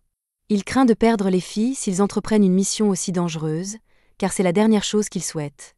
Les filles ressentent la même chose pour lui, mais elles promettent de tout faire pour revenir saines et sauves de la mission, donc Yuka peut leur faire confiance pour se débrouiller. Yuka réalise qu'il a été trop prudent et s'excuse auprès des filles de ne pas avoir cru en elle. Ils acceptent tous d'affronter ensemble le donjon achromatique, et plus tard dans la journée, le groupe retourne à la guilde pour dire à Ben Wood qu'ils acceptent la quête, mais qu'ils ont discuté et qu'ils pourraient avoir besoin d'une personne supplémentaire, alors il lui demande s'il peut leur présenter un bon éclaireur. Mamar s'attendait à cela, alors elle a déjà quelqu'un en réserve. Il s'agit de Naine, la fille d'une de ses amies, mais après avoir fait trop de farces, elle a été bannie de son pays natal, alors Mamar l'a recueillie et l'a aidée à changer de vie. Naine se présente comme une ancienne voleuse Fersi, mais maintenant elle est une ninja de rancée, et elle promet de se rendre utile à l'équipe, alors elle demande à être engagée comme éclaireuse. Étant donné que l'équipe est prête, Ben Wood et Mamar les conduisent dans le sous-sol de la guilde, où l'entrée du donjon achromatique est cachée. Silk est surprise, car elle ne s'attendait pas à ce que l'entrée du donjon se trouve juste en dessous de la guilde. Mamar explique que la guilde des aventuriers a été construite au-dessus du donjon achromatique comme mesure de protection pour sceller son entrée. Mais cela dit, avant que Yuka et les autres ne pénètrent à l'intérieur, Ben Wood souhaite l'informer de quelque chose. L'autre groupe de rang A qui devait participer à cette enquête a finalement abandonné à la dernière minute, donc Thunderpike est le seul groupe présent dans le donjon pour le moment. Ben Wood sait ce que Yuka pense de Thunderpike, alors il a jugé bon de l'avertir, car il pourrait finir par les croiser. Et en parlant de Thunderpike, la guilde enquête actuellement sur eux pour fraude, car des allégations prétendent que Simon dilapide les fonds destinés à la mission. Quoi qu'il en soit, Ben Wood demande simplement à Yuka d'essayer de rester amical s'ils croisent Thunderpike, car ils ne peuvent pas se permettre que des aventuriers se battent entre eux dans le donjon. Sur ce, la porte du donjon est ouverte, et le groupe se prépare à commencer leur enquête. Mais avant qu'ils n'entrent, Ben Wood leur rappelle que leur mission consiste simplement à explorer, donc ils n'ont pas besoin de se lancer dans des combats ou de tenter de vaincre des monstres. Yuka et les autres disent qu'ils ont compris, alors ils commencent leur diffusion en direct et s'adressent à leurs spectateurs. Yuka salue tout le monde et leur annonce qu'aujourd'hui, Clové va pénétrer dans le donjon achromatique pour la toute première fois, et qu'ils diffuseront chaque instant de leur exploration. Comme Naine est l'éclaireuse, Yuka lui confie une lanterne et une boussole magique pour guider le groupe, ce qui facilite grandement sa tâche. Elle informe le groupe qu'il n'y a aucun monstre en vue et que la boussole du vent indique cette direction. Elle enfile alors une cape d'invisibilité et part en avant pour vérifier. Pendant que Naine est partie, Silk demande à Yuka ce qu'il ressent à l'idée d'explorer enfin le donjon achromatique, mais pour être honnête, il n'est pas aussi excité qu'il imaginait. Bien que la mission ne fasse que commencer, Marina est sûre que cela deviendra plus amusant plus tard. Silk, quant à elle, dit qu'elle est vraiment enthousiaste d'être là. Elle est devenue aventurière uniquement pour l'argent au départ, mais après avoir entendu Yuka parler de son rêve, elle a été fascinée par l'idée de vivre des aventures pour accomplir un rêve. Peu après, Nen revient et dit qu'elle a confirmé la route qu'ils doivent prendre, mais cet endroit est vraiment étrange.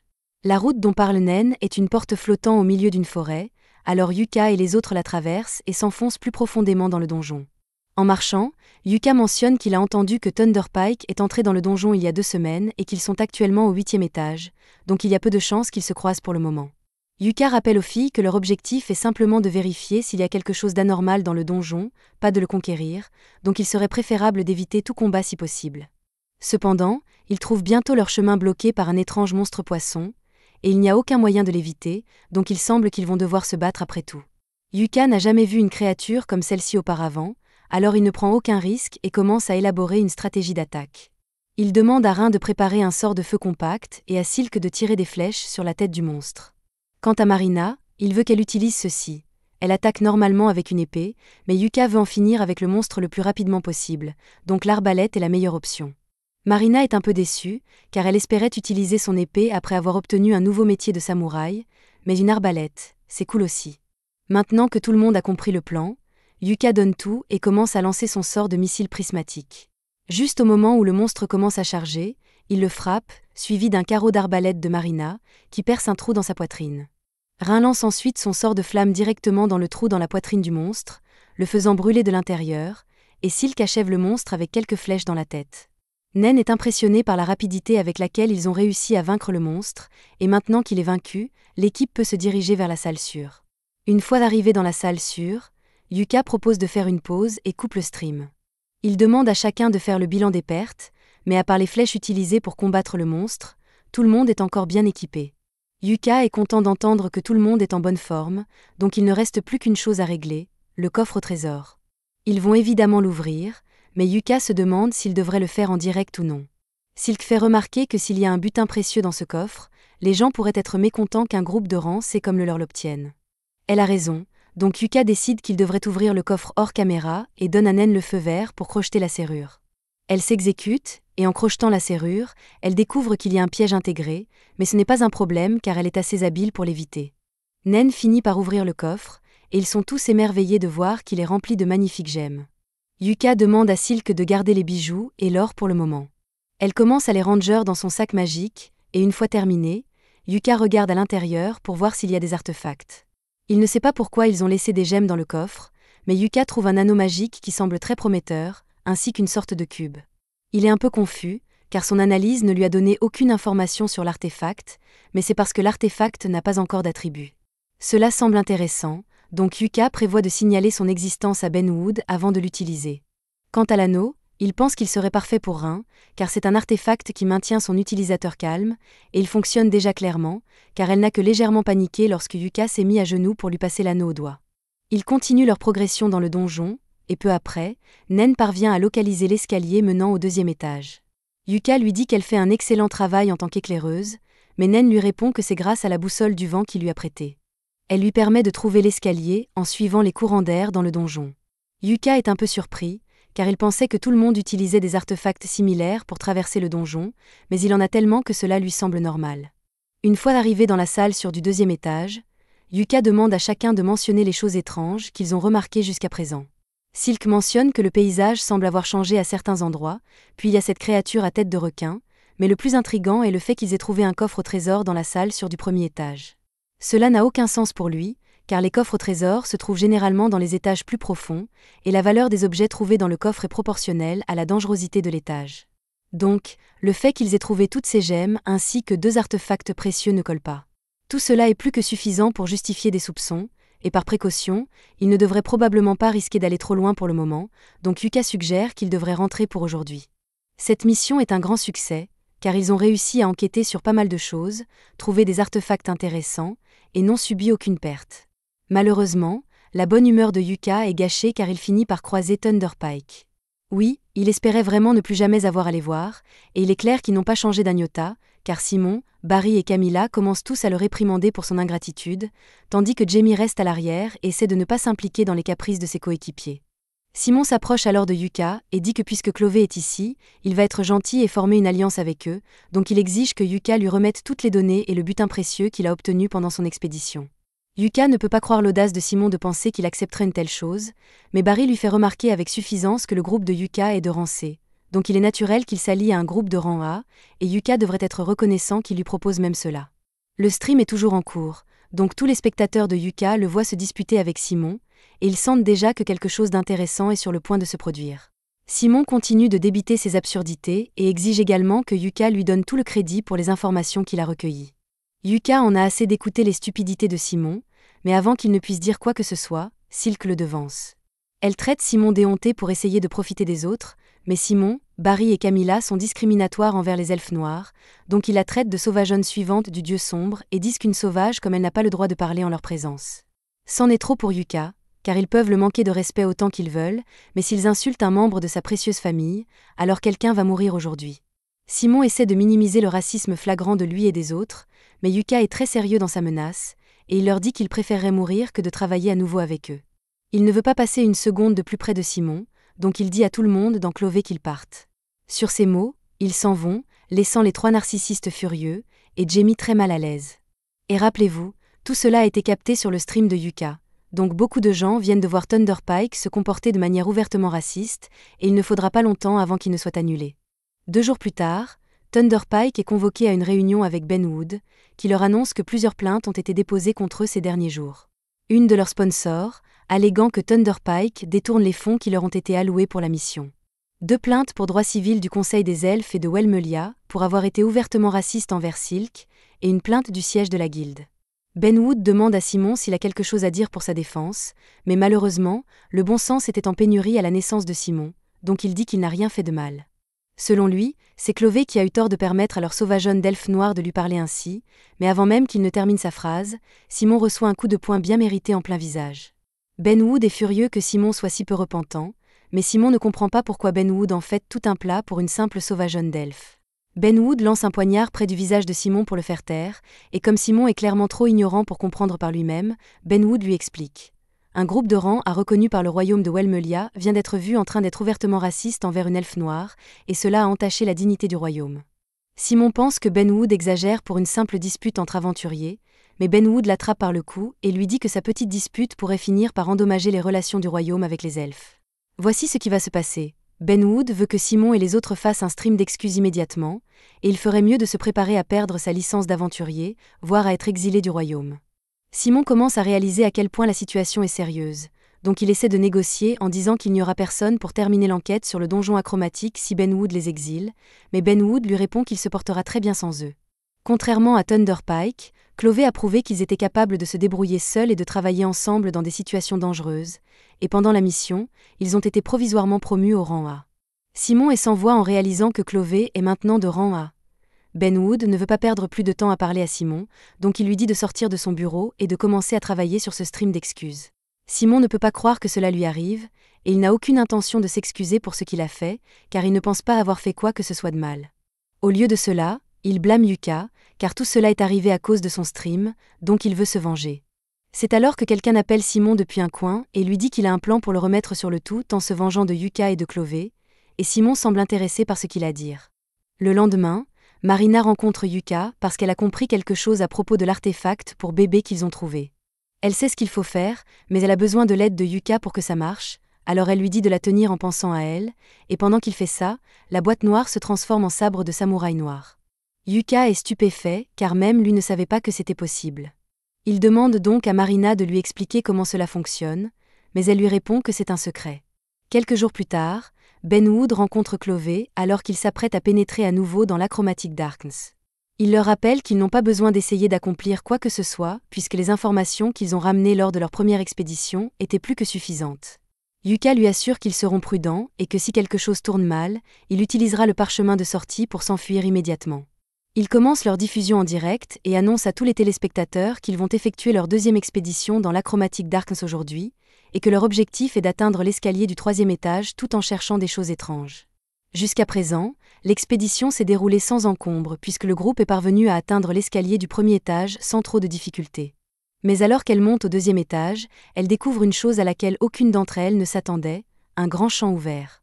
Les filles ont du mal à croire qu'elles sont encore à l'intérieur d'un donjon alors qu'elles peuvent clairement voir le ciel, mais Yuka se souvient d'avoir vu des enregistrements de certains étages de donjons qui ressemblent à des espaces extérieurs, donc ce n'est pas si étrange. Le seul point qui le préoccupe est que les étages extérieurs n'apparaissent généralement qu'aux alentours du 20e étage, mais ils sont actuellement au deuxième étage, ce qui n'est pas normal. Yuka pense que la disposition du donjon a dû changer, il aimerait donc mieux observer les environs, mais malheureusement, il n'a pas apporté de télescope avec lui. Heureusement, Rin connaît un sort de vision télescopique, et Yuka la soulève sur ses épaules pour qu'elle puisse jeter un coup d'œil autour d'elle.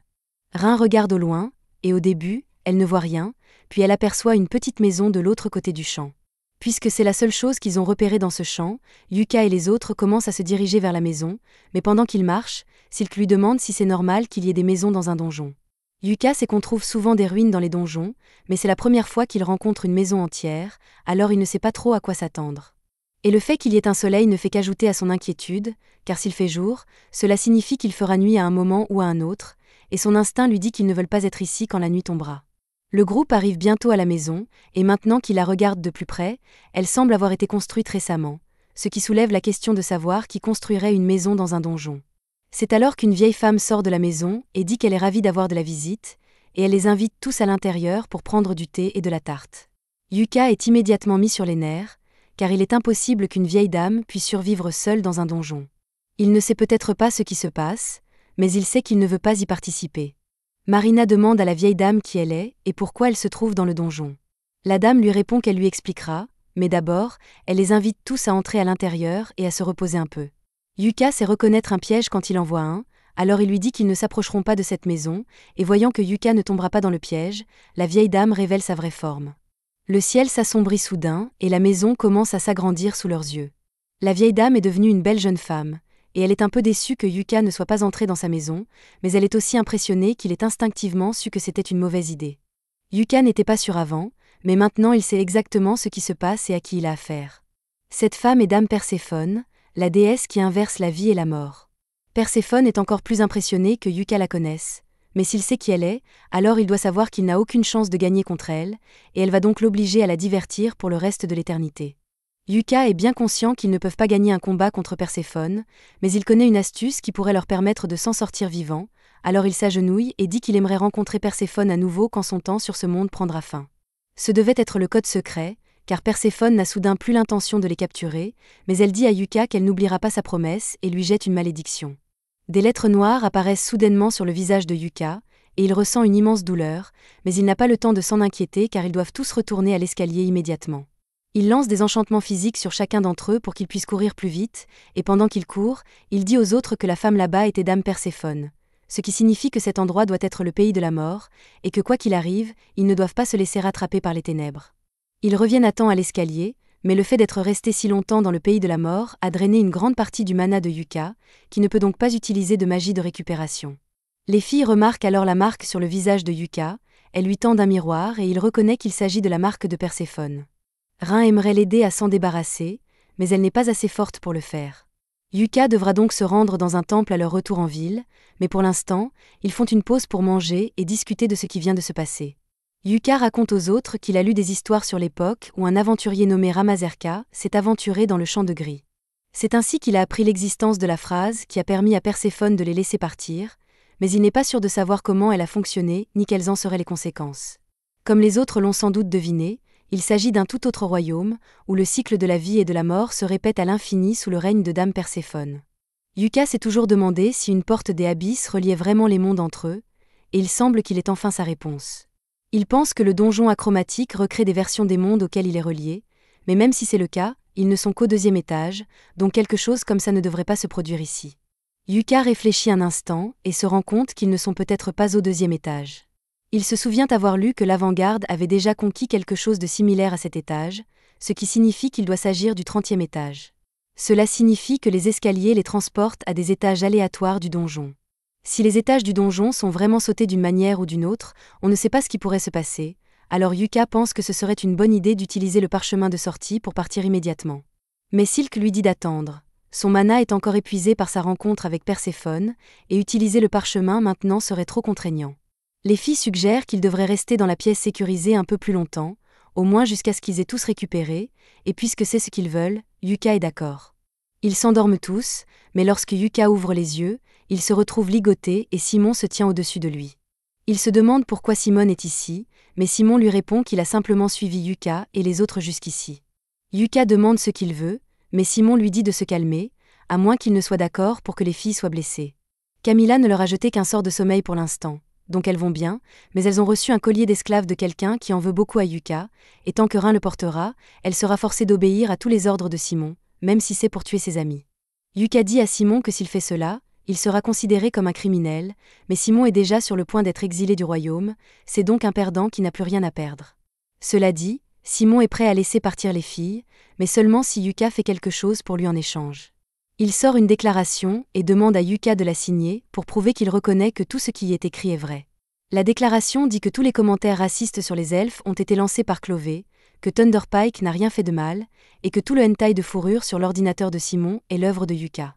Yuka n'arrive pas à croire ce qu'il lit, et il dit qu'il ne signerait jamais quelque chose comme ça, mais Simon menace d'utiliser le collier d'esclave pour forcer Rin à faire quelque chose de très inapproprié s'il ne le fait pas, alors Yuka n'a pas le choix. Simon commence alors à battre Yuka par colère pour tout ce qu'il a dû endurer depuis que Yuka a quitté le groupe, mais Barry lui rappelle de ne pas tuer accidentellement Yuka parce qu'il ne peut pas signer le document s'il est mort. Simon se rend compte qu'il a raison, mais il veut quand même faire souffrir Yuka, alors il lui dit qu'il va ordonner à Rin de tuer Silk et faire en sorte que Yuka assiste à la scène. Yuka le supplie de ne pas le faire et lui dit qu'il signera le document, alors Simon se met devant lui et sort une plume d'oie pour que Yuka signe.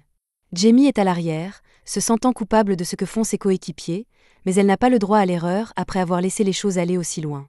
Yuka est sur le point de signer le document, mais tout à coup, il ressent un énorme tremblement de terre. Le tremblement de terre se dissipe rapidement et Simon dit à Yuka de se dépêcher de signer le document, mais Yuka est toujours préoccupé par le tremblement de terre qui vient de se produire. Il s'agit d'une salle sécurisée, donc si un tremblement de terre se produit ici, c'est un signe clair que le donjon est en train de se déstabiliser.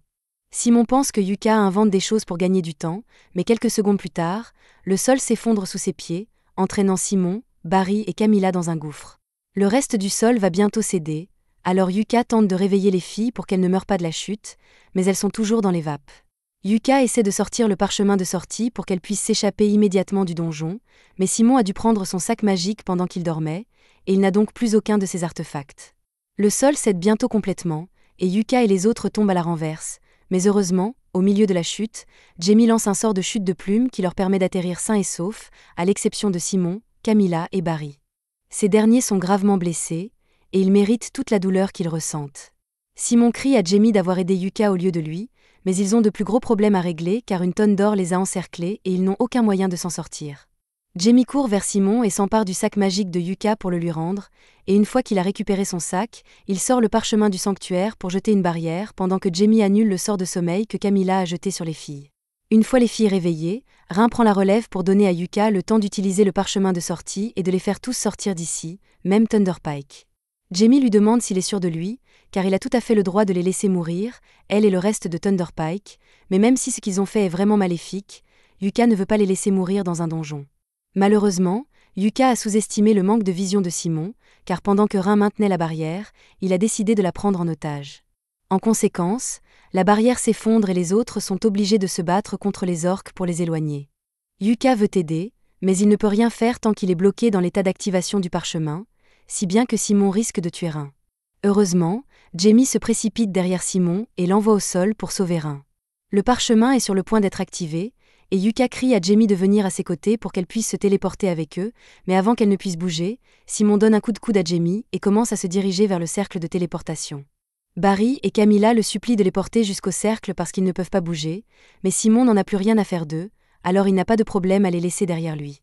Cependant, avant qu'il ne puisse atteindre Yuka, Jamie lui envoie un laser dans le genou pour l'empêcher d'atteindre Yuka. Yuka l'appelle à nouveau car le parchemin est sur le point de s'activer, mais elle n'arrivera jamais à temps, alors elle sourit et accepte son destin pendant que Yuka et les autres se téléportent. Simon commence à paniquer après avoir réalisé qu'il n'a plus d'option, alors il sort son dernier recours et se poignarde dans le cou avec une sorte d'injection alors que les orques se rapprochent. Bien que coincée dans le donjon, Jamie a réussi à survivre jusqu'à présent, mais elle ne tiendra plus très longtemps. Elle allume donc la caméra de streaming pour laisser un dernier message. Elle commence par raconter à quel point Yuka a toujours été gentil avec elle, allant jusqu'à l'aider à obtenir des médicaments pour son frère, mais elle ne l'a jamais remboursé, ne réalisant pas à quel point tout cela était coûteux. Ce n'est qu'après que Yuka ait quitté le groupe qu'elle a compris à quel point il avait travaillé dur pour les aider, et elle se sent dégoûtée par son propre comportement. Elle sait que Yuka ne lui pardonnera jamais, et elle pense honnêtement qu'elle ne mérite pas son pardon pour ce qu'elle lui a fait. C'est alors que Jamie entend Simone crier son nom avec colère. Ne pouvant pas se permettre qu'il la trouve, elle envoie un enregistrement de tous les crimes de Thunder Pike et s'excuse auprès de Yuka pour tout ce qu'elle a fait. Yuka et les autres viennent de finir de regarder le stream, et il est clair que Jamie a déjà accepté son sort. Yuka se sent horriblement coupable d'avoir laissé Jamie mourir dans ce donjon, mais Rin le rassure en disant que ce n'est pas de sa faute. Il est difficile d'imaginer que Jamie ait pu survivre longtemps toute seule là-bas, mais Benwood leur apprend que la guilde a récemment reçu un signal de détresse provenant du donjon. Le message est plein de parasites, mais ils reconnaissent clairement la voix de Jamie, ce qui signifie qu'elle est toujours en vie. Cependant, les responsables de la guilde débattent encore pour savoir s'il vaut la peine d'envoyer une équipe de secours pour la sauver, car le donjon achromatique est extrêmement dangereux. Yuka se lève immédiatement et propose de se porter volontaire pour la mission de sauvetage, affirmant qu'il ne peut pas laisser une amie mourir là-bas. Il demande également à Benwood de l'aider à trouver un autre parchemin de sortie, déclarant qu'il est prêt à payer n'importe quel prix. Benwood accepte de l'aider, mais il prévient Yuka que la décision d'autoriser la mission de sauvetage n'a pas encore été prise. Alors que Benwood s'éloigne, Yuka explique aux filles qu'il partira seul en mission pour ne pas les mettre en danger, mais elle refuse catégoriquement, sachant qu'il finira par faire quelque chose de téméraire s'il y va seul. De plus, sans Jamie, elle serait probablement toute morte dans le donjon, et après avoir mis ce collier d'esclave à Rin, celle-ci aurait été condamnée à une vie de servitude sans l'aide de Jamie. En parlant du collier d'esclave, Yuka demande à Rin de s'approcher de lui. Lorsqu'elle le fait, il commence à invoquer un sort grâce à la marque maudite qu'il a reçue, et parvient à désactiver le collier d'esclave. Rin est stupéfaite, car les colliers d'esclave sont normalement impossibles à enlever une fois posés. Elle demande à Yuka quel sort il vient d'utiliser, et Yuka lui répond que c'est probablement de la magie noire. Il ne sait pas exactement pourquoi il connaît ce sort, mais il semble que de nouvelles compétences et sorts lui soient imposés par la marque de Perséphone. Cela fait probablement de lui un disciple du roi sans vie, alors Yuka plaisante en leur demandant de garder sa secret vis-à-vis de l'Église, mais elles sont sincèrement inquiètes pour lui. Yuka les rassure en disant qu'il n'y a pas de quoi s'inquiéter pour l'instant, car il semble que Perséphone ait simplement pris goût à lui pour une raison quelconque, donc la marque ne devrait pas poser de problème pour le moment. C'est alors que quelqu'un commence à frapper violemment à leur porte, et ils entendent la voix de Bézio qui leur ordonne de sortir. Yuka va à l'extérieur pour s'occuper de lui, et Bézio lui crie arrogamment dessus pour avoir mis autant de temps à ouvrir. Il tente ensuite de frapper Yuka, mais ce dernier lui donne un coup de pied dans les parties sensibles. Les gardes de Bézio essaient de dégainer leurs épées en voyant leur maître se faire attaquer, mais ils sont immédiatement mis hors combat par Nen et Marina. Yuka explique alors à Bézio que s'il espérait que Simone réussisse à les faire chanter, il se trompe lourdement, et qu'après les blessures que Simone a subies, il est probablement déjà mort dans le donjon. Bézio commence à paniquer légèrement, mais il est toujours convaincu que Simone a au moins réussi à mettre le collier d'esclave à Rin, alors il sort son gemme de contrôle et ordonne à Rin de sortir. Rin sort lentement de la maison, ce qui fait croire à Bézio que le collier a fonctionné, mais elle lui assène alors un coup de barre en acier sur la tête. Elle s'apprête à en rajouter une couche pour s'assurer qu'il reste au sol, mais Yuka l'arrête, car le tuer en plein jour leur causerait des ennuis avec la loi. Rin accepte d'arrêter puisque Yuka le lui demande, mais elle ne laissera pas Bézio partir sans une punition appropriée. Elle prend donc le collier d'esclave et l'enferme autour de son cou. Elle saisit ensuite la gemme de contrôle et lui dit que s'il ose se montrer à nouveau près d'eux, elle lui fera subir une mort atroce. Bézio supplie Rin de comprendre qu'il veut simplement qu'elle l'aime, mais Rin lui répond qu'elle appartient à Yuka et qu'elle ne pourrait jamais aimer quelqu'un comme lui. Bézio ne peut pas croire ce qu'il vient d'entendre, et Yuka en a marre de l'obsession de Bézio pour Rin. Il s'approche de lui et utilise la magie noire pour lui lancer un sort. Désormais, s'il tente de s'approcher de Rin, son sang bouillira et ses parties intimes exploseront. Yuka estime que cela devrait suffire à l'éloigner pour de bon, puis il le remet à la police pour qu'il soit jugé pour ses crimes. Pendant ce temps, ils préparent leur équipement pour la mission de sauvetage. Ils ont toutes les armes et les médicaments dont ils pourraient avoir besoin, mais ils ne peuvent pas commencer la mission tant qu'ils n'ont pas obtenu un autre parchemin de sortie. Ces parchemins sont assez rares, donc même avec l'aide de Benwood, il n'y a aucune garantie qu'ils en trouveront un à temps. C'est alors que quelqu'un frappe à leur porte. Yuka va voir qui c'est et rencontre Lucent, le chef du groupe de rang A, Scoria. Il a entendu que Yuka avait besoin d'un parchemin de sortie, et il se trouve qu'il en a un sous la main, alors il est là pour le lui donner. Mais avant de le faire, il demande à Yuka pourquoi il retourne dans le donjon achromatique. Yuka lui explique qu'il va sauver un ami en danger, et c'est tout ce que Lucent a besoin d'entendre. Il lui remet le parchemin et lui souhaite bonne chance. Avec cela, Yuka et les autres se rendent à l'entrée du donjon achromatique, mais Benwood et Mamar les y attendent et leur annoncent que le conseil a décidé qu'il était trop dangereux d'envoyer une équipe de secours pour sauver Jamie. Cela dit, Benwood n'a pas l'intention de les empêcher d'y aller, mais il sera obligé de les sanctionner à leur retour. Yuka est d'accord avec cela, car la vie de Jamie est en jeu. Benwood demande à Yuka s'il sait même où chercher Jamie là-bas, et bien que Yuka ne soit pas tout à fait certain, il est convaincu que tout va s'arranger. D'après ce qu'il a appris sur le donjon achromatique, c'est un donjon qui vous emmène dans des mondes entièrement différents, et il est presque sûr que le monde dans lequel vous atterrissez est déterminé par les pensées subconscientes de l'aventurier. C'est pourquoi, lorsque Benwood et Mamar sont entrés dans le donjon en croyant que c'était le donjon le plus dangereux qui soit, c'est exactement ce qu'ils ont obtenu. Mais lorsque Yuka et son groupe sont entrés avec l'objectif de rechercher des anomalies, ils ont rencontré l'endroit le plus anormal possible. En suivant cette logique, s'ils entrent dans le donjon avec l'objectif de trouver Jamie, le donjon devrait les conduire directement à l'endroit où elle se trouve. Le groupe entre dans le donjon et se précipite pour vaincre les monstres du premier étage aussi vite que possible.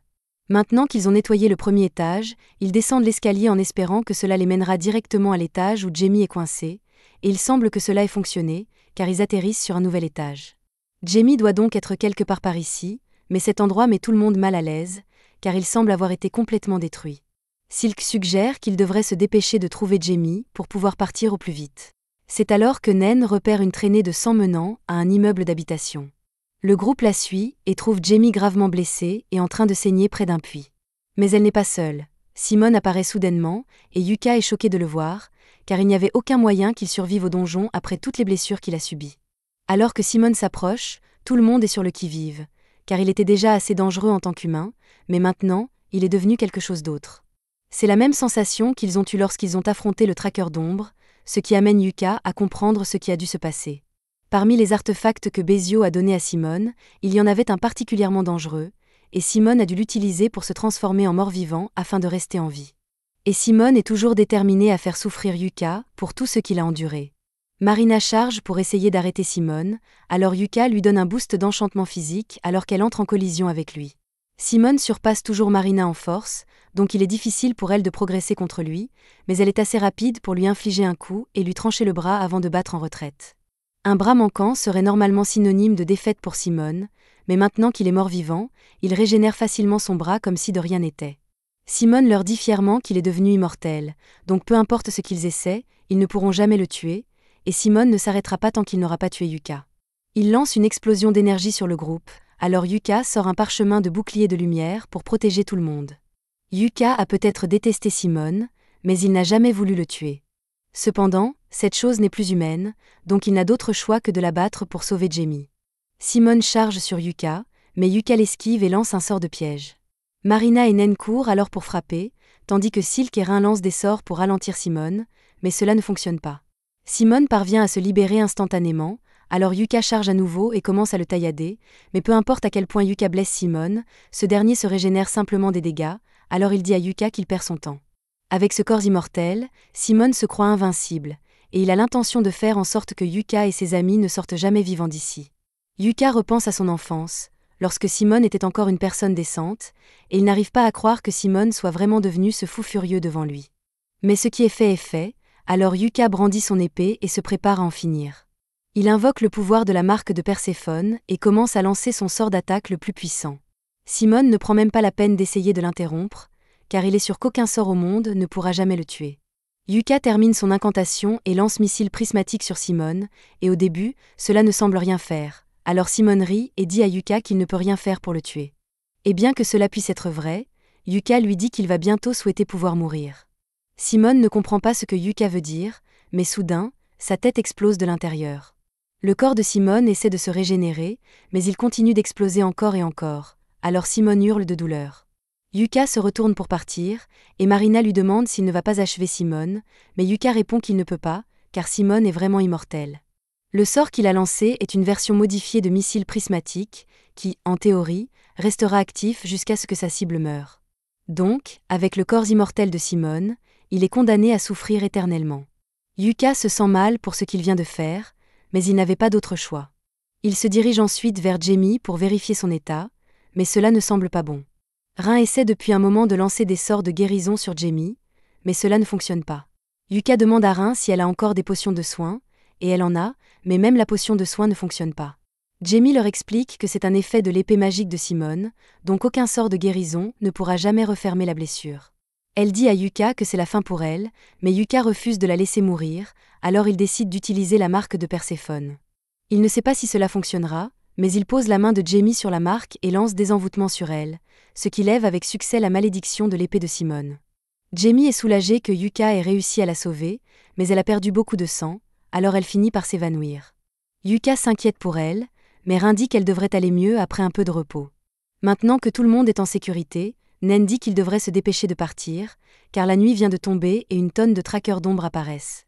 Un traqueur d'ombre repère Simone au sol, souffrant, et il décide d'ajouter à sa souffrance en le déchirant encore et encore. Yuka se sent toujours coupable d'avoir causé la souffrance éternelle de Simone, mais il n'y a plus rien à faire pour lui, alors Yuka sort le parchemin de sortie et dit adieu à celui qui était autrefois son ami. Après leur retour, Yuka et Jamie sont convoqués par Ben Wood, qui leur dit qu'en tant que maître de guilde, il est obligé de punir Clové pour leurs actions. Yuka s'y attendait, car ils sont entrés dans un donjon qui était censé être scellé, mais la seule punition que Ben Wood inflige à Clové est une suspension d'1 mois. Yuka est surpris que ce soit tout, mais Ben Wood se tourne ensuite vers Jamie et, en tant qu'ancien membre de Thunder Pike, il est obligé de la punir pour son rôle dans les crimes du groupe, mais elle ne reçoit qu'une suspension d'1 an. Jamie demande s'il est sûr qu'elle devrait s'en tirer à si bon compte, car Thunder Pike a fait beaucoup de choses horribles, et elle a été complice de la plupart d'entre elles, donc elle était sûre qu'elle serait exilée.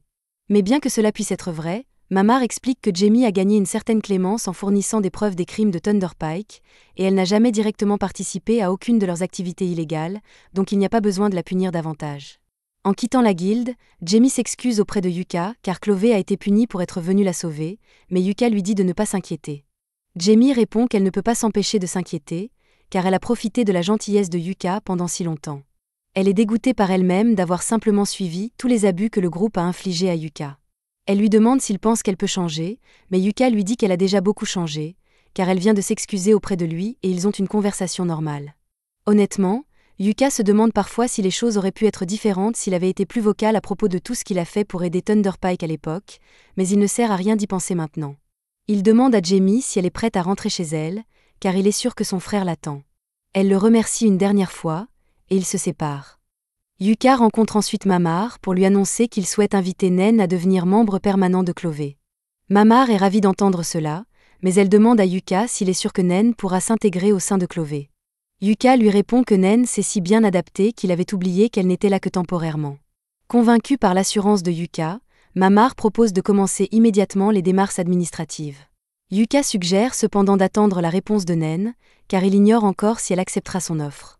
Mamar lui rétorque qu'il n'y a aucune chance que Nen refuse, mais si Yuka tient à lui demander lui-même, il peut le faire, car Nen a écouté toute leur conversation en secret. Elle tente de se justifier en disant qu'elle était venue transmettre un message à Yuka, mais Mamar la réprimande tout de même pour avoir espionné et s'être fait prendre aussi facilement. Puisque Nen est là, Yuka lui demande directement si elle souhaite rejoindre Clové de manière permanente, et Nen accepte avec enthousiasme. Mamar, heureuse pour elle, l'embrasse et l'encourage à donner le meilleur d'elle-même aux côtés de Yuka et de ses compagnons. En quittant le bureau de Mamar, Yuka interroge Nen à propos du message qu'elle devait lui transmettre. Nen lui remet alors une lettre de Silk. Dès que Yuka la lit, il comprend de quoi il s'agit. Nen lui demande des explications, et Yuka lui propose d'aller rendre visite à Jamie. Jamie est en train de faire du rangement dans le bureau privé de Ben Wood. Lorsque Yuka arrive, il lui dit qu'il est impressionné par la facilité avec laquelle elle s'acquitte de cette tâche. Ben Wood avait apparemment renoncé à maintenir cet endroit en ordre il y a des années, ce qui explique pourquoi il est devenu si désorganisé. C'est pour cela qu'il a engagé Jamie pour tout remettre en état. D'ailleurs, Jamie profite de l'occasion pour remercier Yuka, car elle sait que c'est lui qui l'a recommandé pour ce travail. Yuka feint l'ignorance, mais Jamie est certaine qu'il y est pour quelque chose, et elle lui est très reconnaissante. En effet, avec sa suspension d'1 an, avoir une autre source de revenus lui est très utile.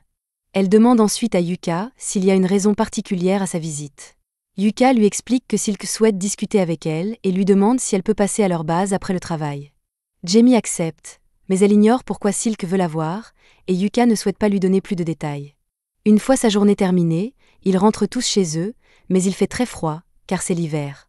Cette ville ne reçoit pas beaucoup de neige, mais dans la ville natale de Yuka, il neigeait souvent, et il se souvient des batailles de boules de neige qu'il faisait avec Simone lorsqu'ils étaient enfants. Ces souvenirs le rendent un peu nostalgique, alors Jamie et Nen essaient de le remonter le moral. Ils arrivent finalement à la maison de Clové, et Yuka demande à Nen et Jamie d'entrer en premier. Nen et Jamie sentent que Yuka prépare quelque chose, car il n'agit pas habituellement ainsi, mais elles ne savent pas de quoi il s'agit, alors elles entrent. Cependant, dès qu'elles franchissent le seuil, elles sont accueillies par une fête organisée pour célébrer leur intégration officielle dans Clové. C'est pour cela que Silk avait envoyé Nen en mission plus tôt, afin qu'elle ne découvre pas la surprise. Nen est ravie de devenir officiellement membre de Clové, mais Jamie ne sait pas quoi ressentir. Yuka ne lui a jamais demandé si elle souhaitait rejoindre le groupe, alors il craint d'avoir outrepassé ses limites en l'ajoutant à l'équipe. Mais ce n'est pas le problème. Jamie est heureuse que Yuka l'ait invitée, mais elle ne pense pas mériter une telle gentillesse après tous les ennuis qu'elle leur a causés. Les autres membres de Thunder Pike ont commis de nombreuses actions répréhensibles, et pour la plupart, elle est restée passive et a tout observé sans intervenir. Silk lui dit qu'elle n'a pas à se sentir coupable, car c'est elle qui les a sauvés de Simon et des autres au moment crucial. Ils lui doivent la vie, et en tant que vétérane expérimentée, ils seraient ravis de la voir dans leur groupe. Sur ce, il est temps de commencer la fête d'accueil, et tout le monde s'assoit autour de la table pour le festin. Yuka s'apprête à porter un toast en l'honneur de Jamie et Nen, mais avant qu'il ne le fasse, Marina a une question. La raison pour laquelle ils ont nommé leur groupe Clové, Trèfle, était qu'ils étaient 4 à l'origine, mais maintenant ils sont 6, et elle se demande si les trèfles à 6 feuilles existent vraiment. Yuka n'en sait rien, mais Jamie leur explique que les trèfles à 6 feuilles existent bel et bien, et que dans le langage des fleurs, ils symbolisent la gloire. Marina est impressionnée que Jamie connaisse autant de choses sur les fleurs, et la gloire est un bon symbole pour le groupe. Ils portent donc tous un toast au nouveau Clové. Plus tard dans la soirée, Yuka accompagne Jamie chez elle. En marchant, Yuka se remémore le passé. Il lui confie qu'à son arrivée en ville, il l'admirait un peu. Jamie est surprise d'entendre cela, mais Yuka lui explique qu'elle dégageait une vraie vibe de fille de la ville, et en tant que garçon de la campagne, elle lui semblait très glamour. Bien sûr, depuis, Yuka a perdu une grande partie de cette innocence, mais Jamie se souvient qu'il était bien plus mignon à l'époque. Comme il n'avait jamais vu une ville auparavant, il avait du mal à comprendre comment utiliser les pompes à eau ou à se repérer dans les rues. Yuka n'aime pas se rappeler à quel point il était naïf à l'époque. D'ailleurs, Simone venait du même village que lui, et il était tout aussi perdu que Yuka. Évoquer Simone met Yuka de mauvaise humeur, alors Jamie lui demande s'il repense souvent au passé. Yuka avoue avoir de nombreux souvenirs heureux avec Thunder Pike, mais il sait qu'il ne pourra jamais revivre ces moments, car Thunder Pike n'existe plus, et il se sent un peu responsable de la façon dont les choses ont tourné. Jamie lui dit que ce n'est pas de sa faute. Les autres membres sont progressivement devenus aveugles à tout ce que Yuka faisait pour soutenir le groupe, et même s'il avait essayé de leur expliquer, ils ne l'auraient pas écouté. Thunder Pike était condamné à l'échec dès le début, alors Jamie répète à Yuka que la faute repose entièrement sur Thunder Pike, mais elle espère qu'il lui donnera une chance de recommencer. Une fois sa suspension terminée, elle promet de travailler dur pour l'équipe et de ne plus refaire les mêmes erreurs. Après avoir accompagné Jamie, Yuka retourne à la maison, mais il ne trouve que Rin. Il lui demande où sont passés les autres, et elle lui explique que Silk et Marina sont allés aider Nen à déménager ses affaires de chez Mamar. Yuka trouve cela étrange, car ils auraient pu attendre le lendemain matin, mais Nen tenait à le faire dès que possible. Ils ont joué à pierre-papier-ciseaux pour décider qui devait faire le ménage, et Rin a perdu, alors elle est restée. Yuka propose de l'aider, puis il commence à essuyer les assiettes que Rin lave. Après quelques minutes, Rin plaisante en disant qu'il ressemble à un couple marié. Yuka est tellement surpris qu'il manque de faire tomber l'assiette qu'il tenait, mais Rin boude un peu, car il n'avait pas besoin de réagir ainsi. Elle lui demande s'il aimerait qu'elle devienne sa femme, et sans hésiter, Yuka répond qu'il adorerait. Il prend alors la main de Rin, mais il ne sait pas quoi faire ensuite, alors Rin prend les devants et l'embrasse, lui disant que c'est ainsi qu'elle se sent. Mais avant que Yuka ne puisse répondre, les autres rentrent et demandent son aide pour porter les affaires de Nen, alors il se précipite hors de la cuisine. Quelques semaines plus tard, la suspension de Clové prend enfin fin, et Yuka se rend à la guilde pour parler à Mamar. Mamar lui demande s'il est là pour choisir une quête, mais Yuka répond qu'il est simplement venu dire bonjour. Cependant, l'expression de Mamar lui laisse entendre qu'elle a une quête intéressante à lui proposer. Elle se penche pour lui donner les détails.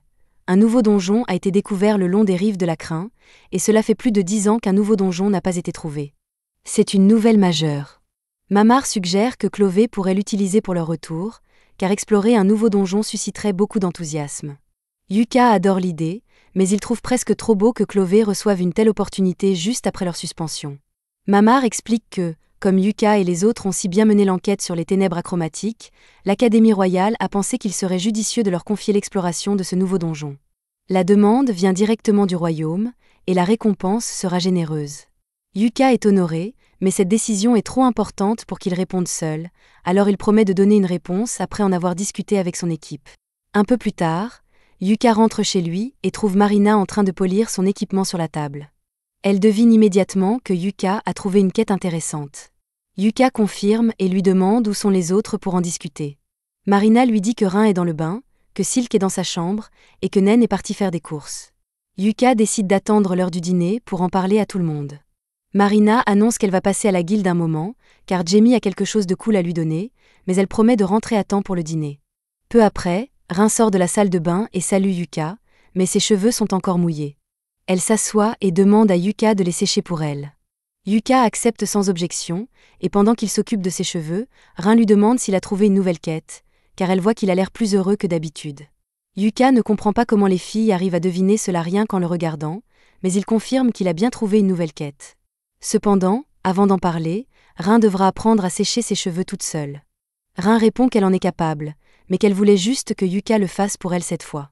Une fois ses cheveux secs, Rin annonce qu'elle va faire une sieste, et Yuka lui rappelle de se couvrir pour ne pas attraper froid. Rin l'invite alors à venir la réchauffer dans son lit s'il est si inquiet. Yuka reste figée, mais Rin lui avoue qu'elle le taquinait juste pour voir sa réaction. Après le départ de Rin, Silk arrive avec 2 tasses de chocolat chaud, car il fait très froid. Ils s'assoient ensemble pour boire le chocolat, et à l'expression de Yuka, Silk devine qu'il a trouvé une bonne quête.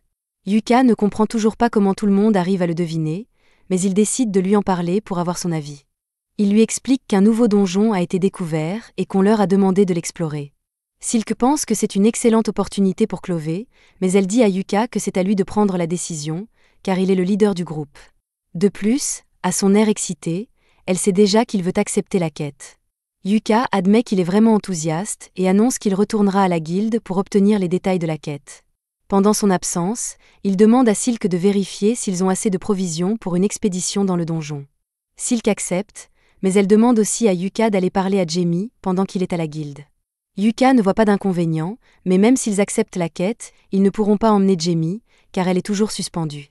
Cependant, ce n'est pas ce que Silk voulait dire. Elle organise une fête pour ce soir afin de célébrer la fin de la suspension de Clové, et elle voulait que Yuka invite Jamie et son frère. Elle lui demande aussi de lui accorder un peu d'attention de temps en temps, car elle pourrait devenir jalouse si Rin est la seule à recevoir un traitement spécial.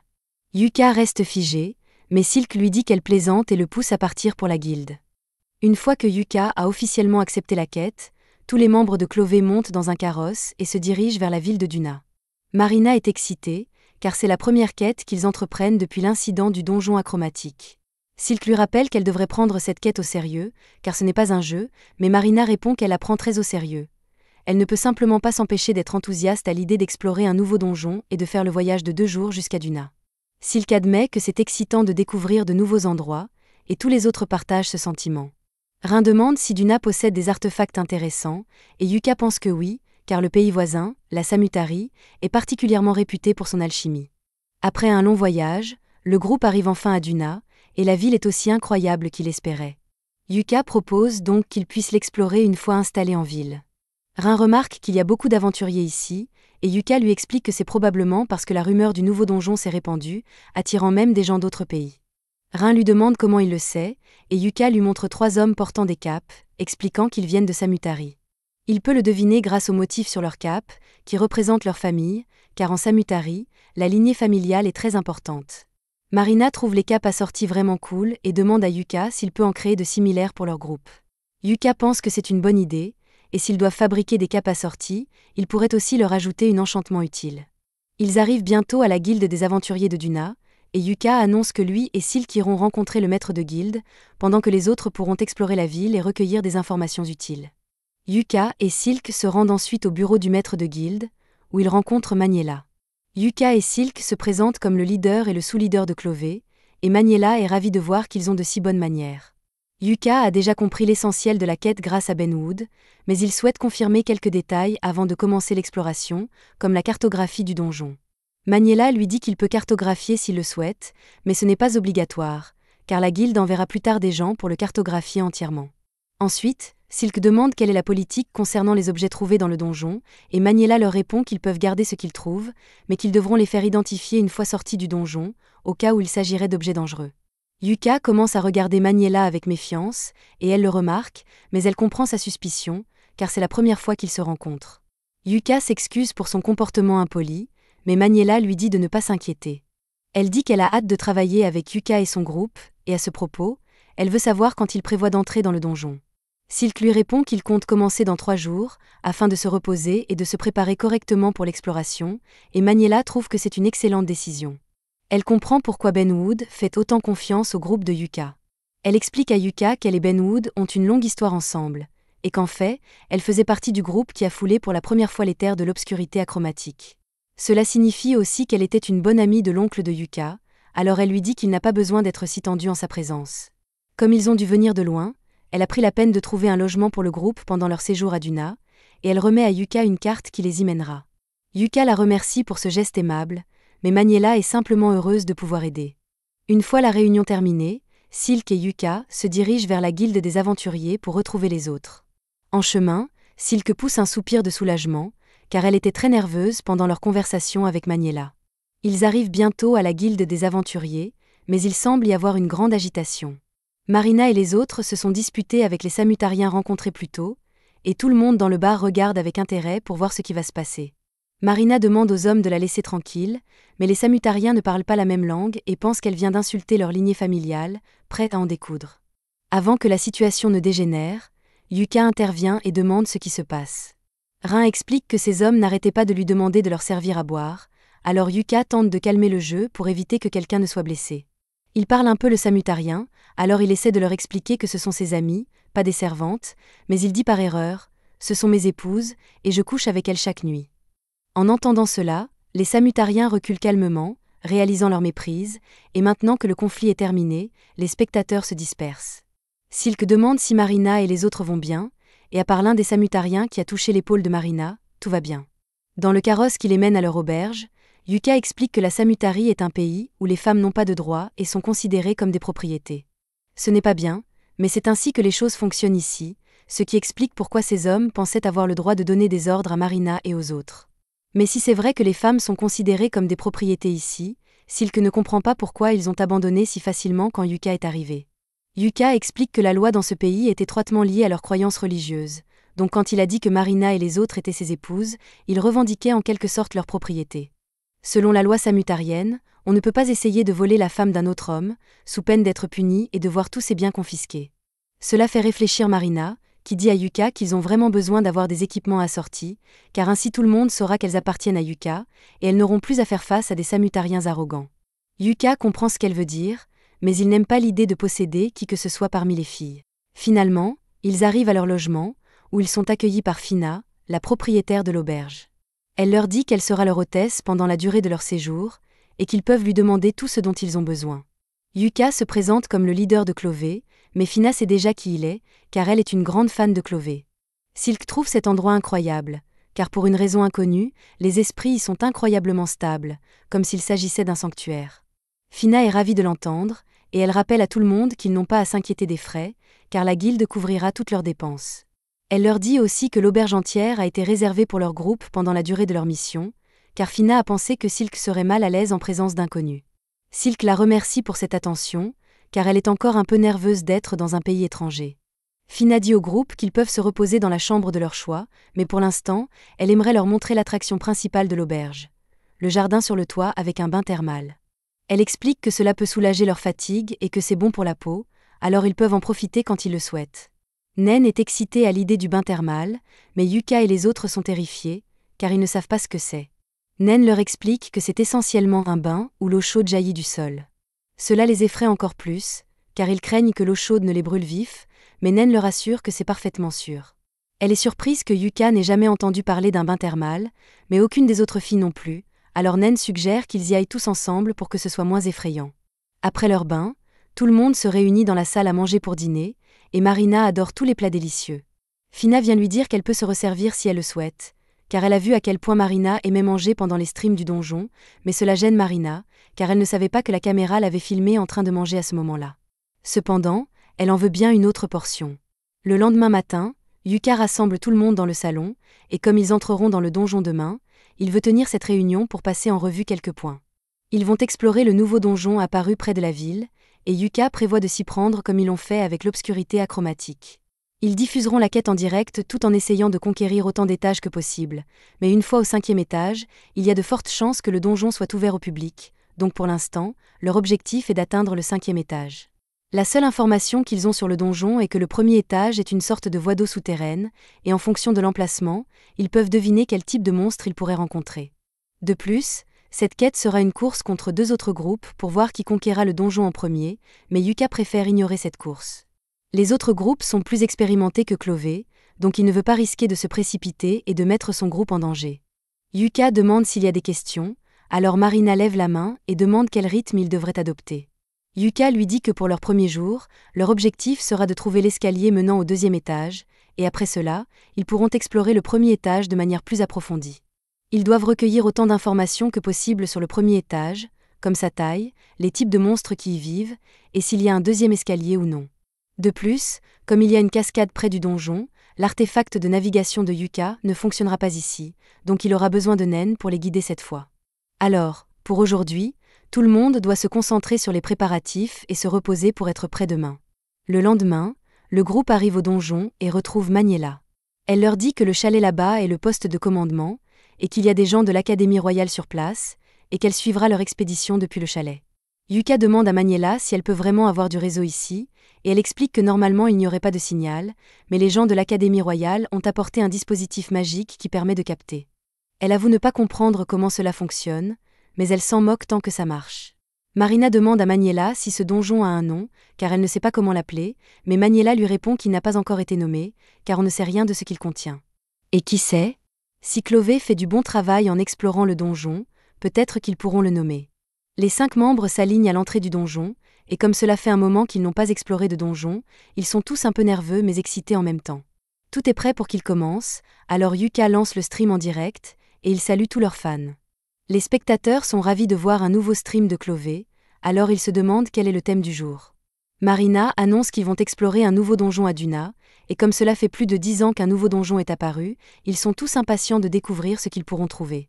Ils se tiennent tous par la main avant d'entrer. C'était la fin de l'épisode 10. Abonnez-vous pour ne pas manquer le prochain.